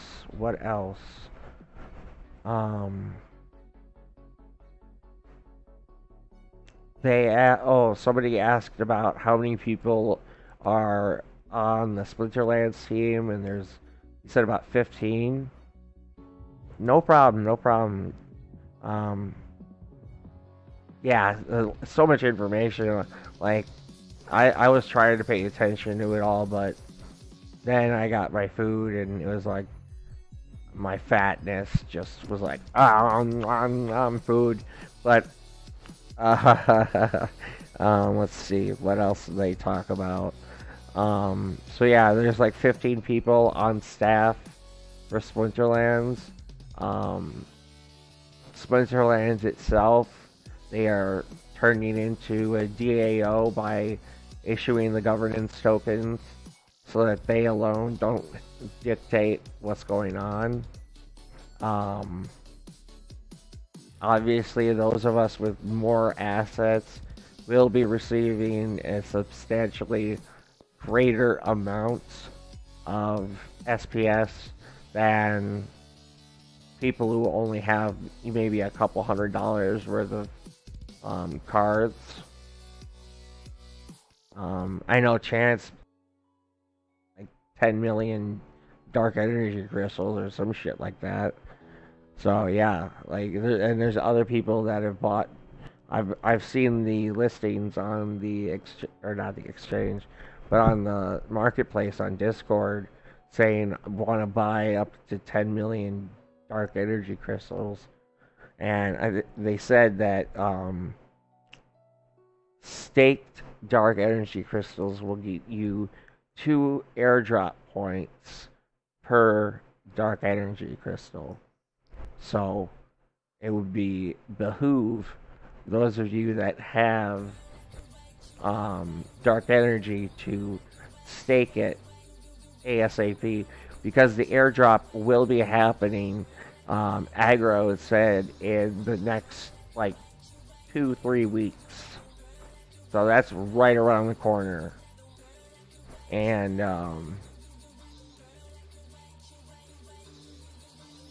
I believe they said land. Well, they dropped some really cool looking teasers of land, like the cards. They showed one of an occupied land where there's actually enemies that you'll end up having to defeat. Oh, you're very welcome, Pi. I'm glad you received it. Oh, there you go, Navashia. That's why the rental system is so good. So, crap, I just had a brain fire what I was talking about.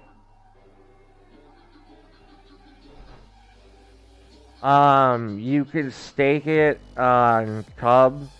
I think Cub Defy has a dark energy liquidity pool.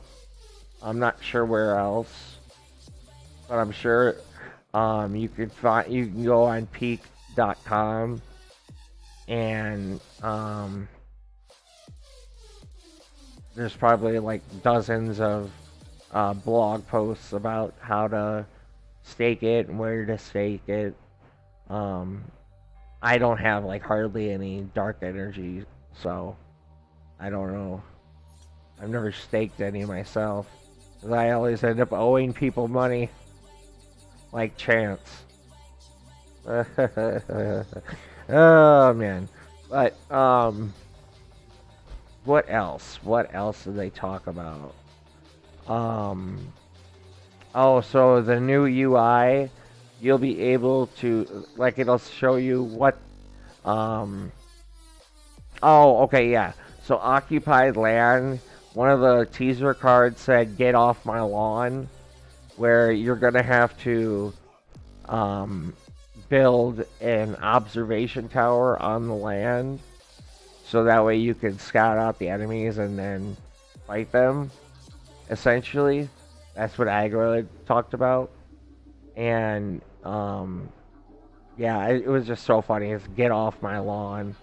And, somebody posted a great gif of this old lady smoking a Black and Mild cigar, saying, and spraying somebody with the hose, saying, "Get off my lawn."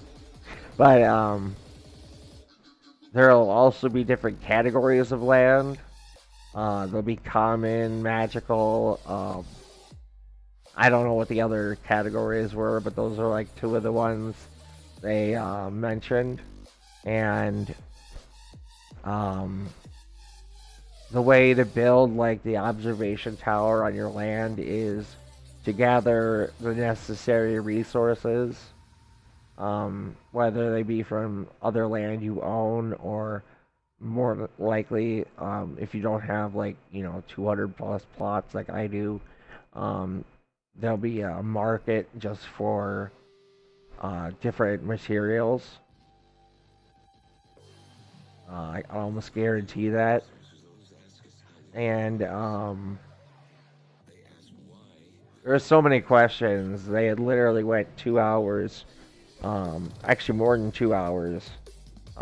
So there's a lot that I don't remember, but there is they did record it.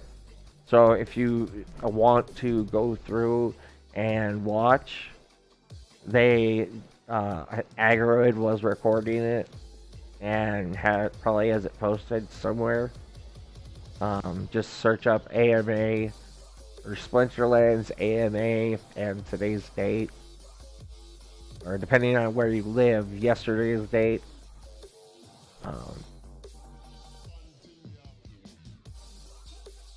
Am I missing anything important, guys? Those of you that actually watch and listen. Because I'm like running dry on the different questions that were asked and the answers that were given.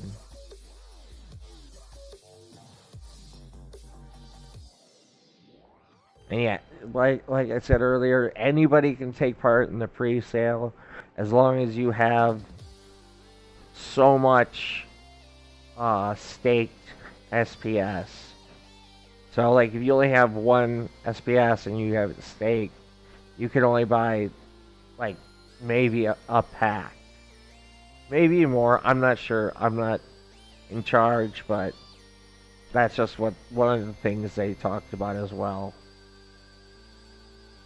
And I'm not sure how to stake it, where to stake it.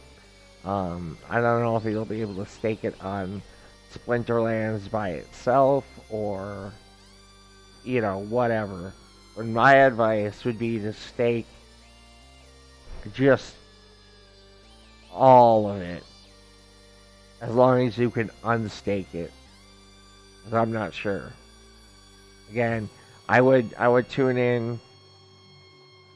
Yeah, I would next week for the AMA ask Agrilid and Matt see if they'll explain it further. I'm assuming you're gonna stake it on like Cub or what's it called, or on the Hive blockchain, or you know, something like that.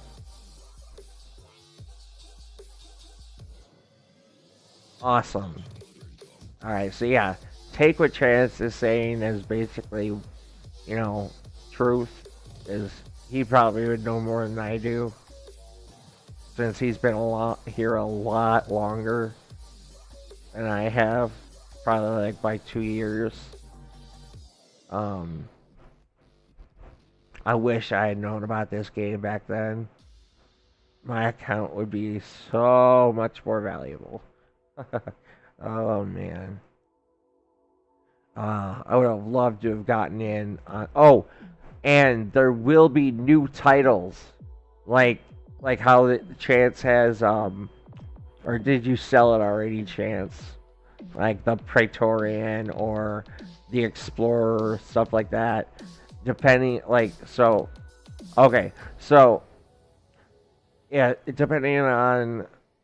Egret said that he wants to do it in different tiers, so it's based on how much you buy of the pre-sale, and there'll be different titles you can get through that.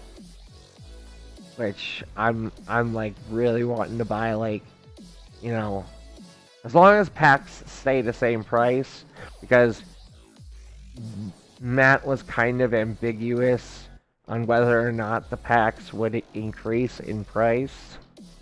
I know I was freaking out saying, no, stay $2, please. 'Cause I can't afford to buy, you know, 1,000 packs if it's going to be like $5 a pack. I won't even be able to buy like 100. But that's a different story. I want to say the packs aren't going to. Yeah. Oh, and there will be a substantial amount more packs for Chaos Legion than there was for Untamed. So, don't expect Chaos Legion to run out anytime soon. After it's released, of course. I'm pretty sure that was almost everything, other than maybe a few smaller or more complicating questions that I don't remember.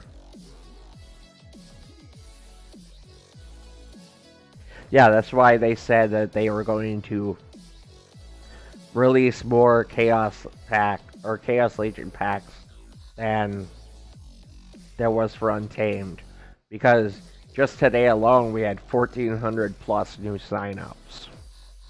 And for the last 5 days, we've been near or over 1,000 signups.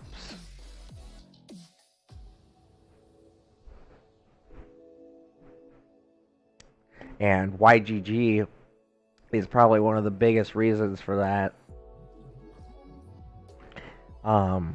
But that's a whole different story. So yeah, so expect cards to keep going up in price as time moves on. I would scoop up any Untamed and Alpha, Beta, Promo, Dice cards that you can, because they'll easily double, if not triple, in value as, you know, by next year at the latest. Like, I'm thinking as soon as Chaos Legion comes out, most of the cards from Untamed and earlier will be double what they are right now. So if you need to get, you know, Cerberus like I did, I bought it, you know, today. And if you want to maximize your purchase and earn money back, create a secondary account using your referral code, okay? And then purchase the stuff on your secondary account, because then your main account will earn 5% of what you spend on your secondary.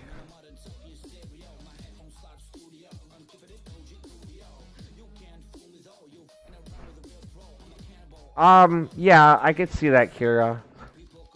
But I'm thinking there won't be that many that will lose value. Except, you know, I would love it if, like, some of the legendary summoners dropped in price. Cough, cough, llama. Cough, cough, Zaku. What was that? Oh, I'm sorry. But, yeah. Yeah, just expect your, total account value to go up, without even having to buy anything.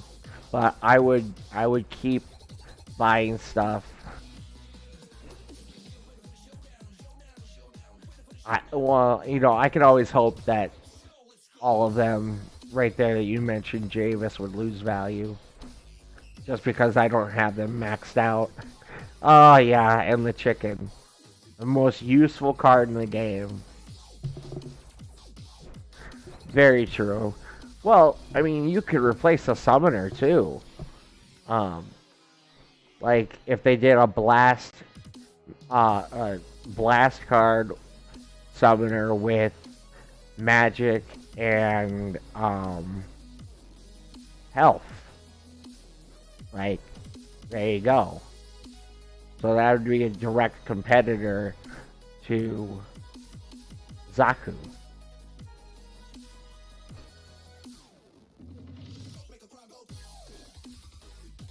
Or it could be, you know, shield, blast, and magic. I have no idea what they're gonna make. I'm just, you know, basically talking out my ass right now. I'm just speculating. Like, nothing I'm talking about right this second is set in stone. Okay? Everything I've mentioned before this was stuff that was directly from Matt and Aggroed. Okay? Right now, I'll speculate with you guys. Oh, that would be interesting. A poison summoner. That would be really interesting. That would be really OP, actually. Now that I think about it. Yeah, that would be a really good competitor against Yoden. As long as it had, you know, it was a 3 different status summoner. Or like maybe shield, poison, and phase. That would be cool. having a summoner that will give all your cards phase, or the one that keeps your card from getting negative status effects and then poison. So none of your cards would have to deal with poison, but the enemy would be stuck.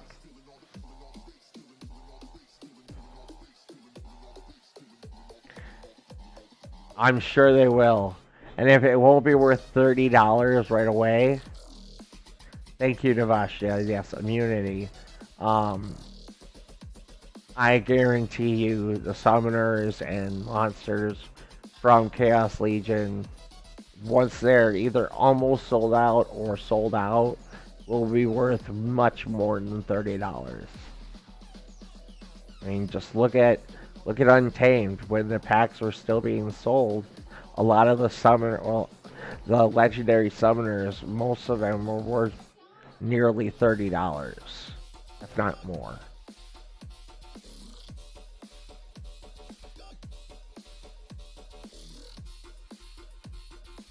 Okay, that I don't see happening in Jobu, because right now your summoner level is what determines your card level. I mean, that would be interesting, but I highly doubt that would happen. But you know, again, they could do it.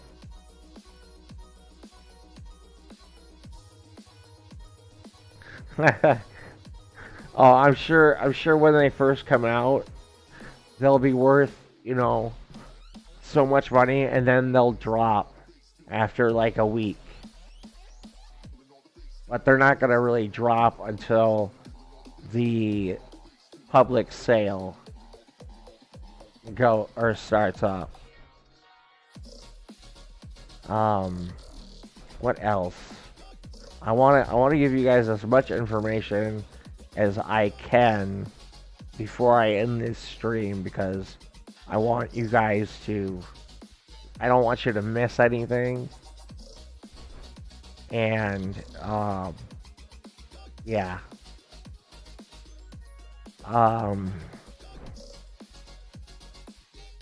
So with land, they didn't say whether or not there would be a difference in rarity of the items you could, or the cards you can create with land, but they didn't rule it out. Matt said that I believe that there would be something like that, but then aggro had kind of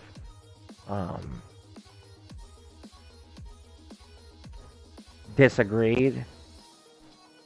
So again, we're not going to really know anything for sure about land until they come out with the announcement.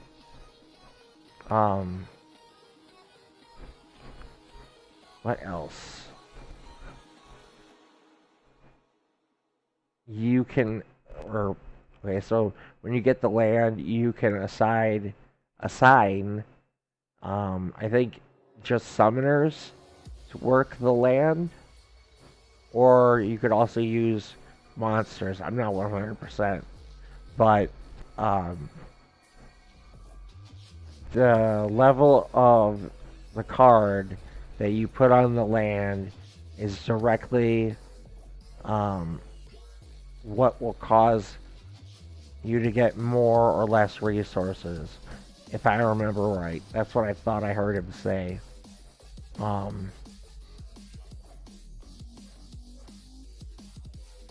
Also, it'll matter if it's gold foiled or not. So expect gold foil cards to go up even higher in price. Basically, just after any AMA, expect certain things to just blow up in price. Like, I'm sure totems right now will be worth much more than what they were being sold at.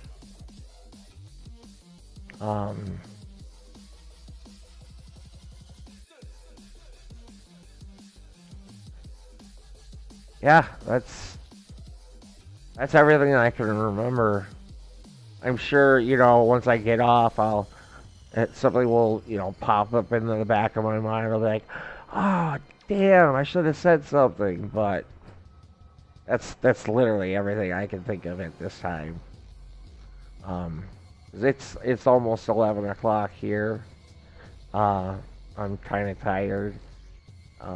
But it's I would stay up with you guys all night because I enjoy hanging out with you guys and giving away prizes, and I believe they said that you could find totems on land, and totems will boost what you get from land.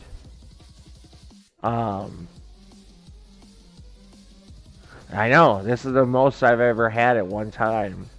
We were up to almost 15, which is just crazy. But you might be able to find totems on your land. You also have a chance of finding buildings on your land already, like castles, keeps, other stuff. There's occupied lands, like I said, where there'll be enemies you have to fight. Yeah, there's the land update is going to be just ridiculous. And the brawls are going to be updated with new goodness, with a new user interface, and I don't remember what the other thing about was the brawls, but they're going to be better and worth more stuff. So it's definitely going to be worth it if your guild focuses on finishing brawls and getting everybody in the clan to sign up for the brawl that they can handle. Because you don't want empty spaces in your brawl, because you're just giving away points to the enemies, and hurting your guild in the long run. But yeah, that's good. Thank you, everyone. I honestly, I can't thank you guys enough for your support, for just staying with me for the last 3.5 hours or 4 hours now. I'm like elated right now because I can't believe how many people are here. Yeah. But for real, from the bottom of my heart, just thank you, everyone, for your continued support. And I hope as this channel grows and as more and more people show up, that it will be more entertaining. I'll give out better and better prizes. Once I actually start making, decent money with the stream, then I can actually put up, here's a level 4 card from whatever series, and it's a legendary, and one person's gonna win it. Stuff like that. But yeah. Thank you, Javis. Thank you, Bugoy. Thank you, Chance. Thank you, Ninjobu. Thank you, Navasha. Thank you, Kira. Thank you, John 9 inches. Oh, it's so dirty. But for real, just hey, it's your name. Don't hate me. Uh, um, but for real, just this has been my best stream ever. So I can't thank you guys enough.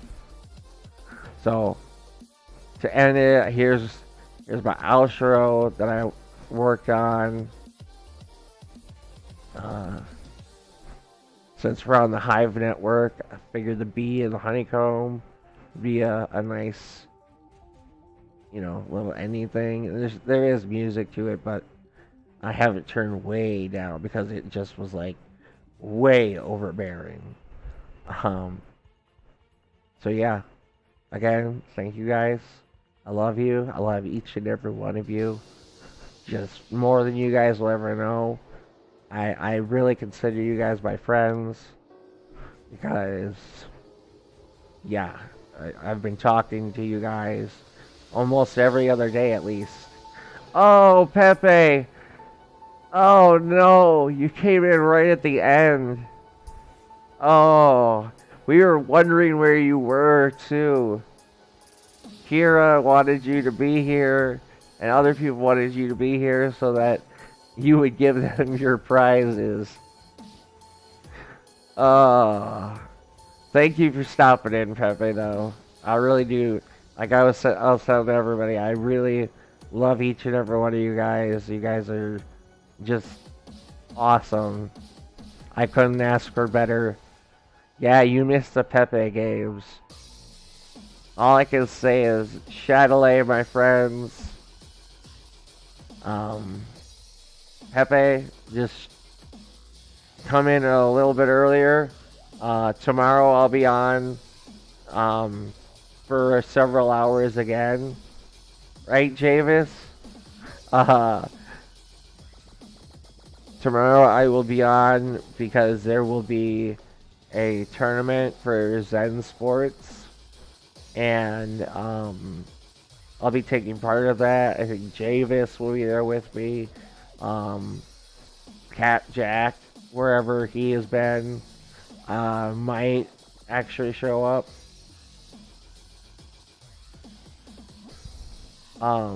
Wait, today is Friday.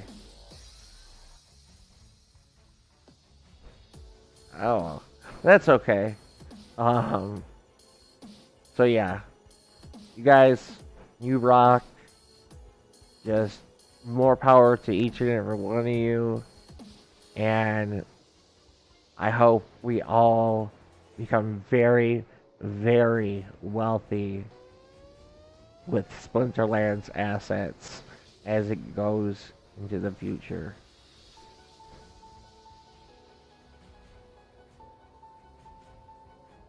Bye, everybody. Have a good night. Have a good day.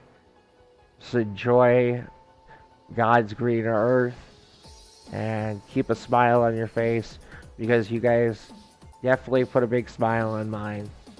I have so much fun just chatting with you guys and giving you guys stuff. So yeah, I'll talk to you all tomorrow, maybe. We'll see each other again.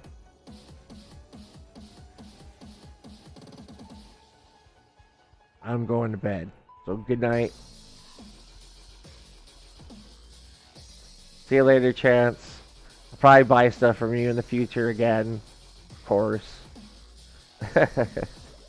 Oh, man.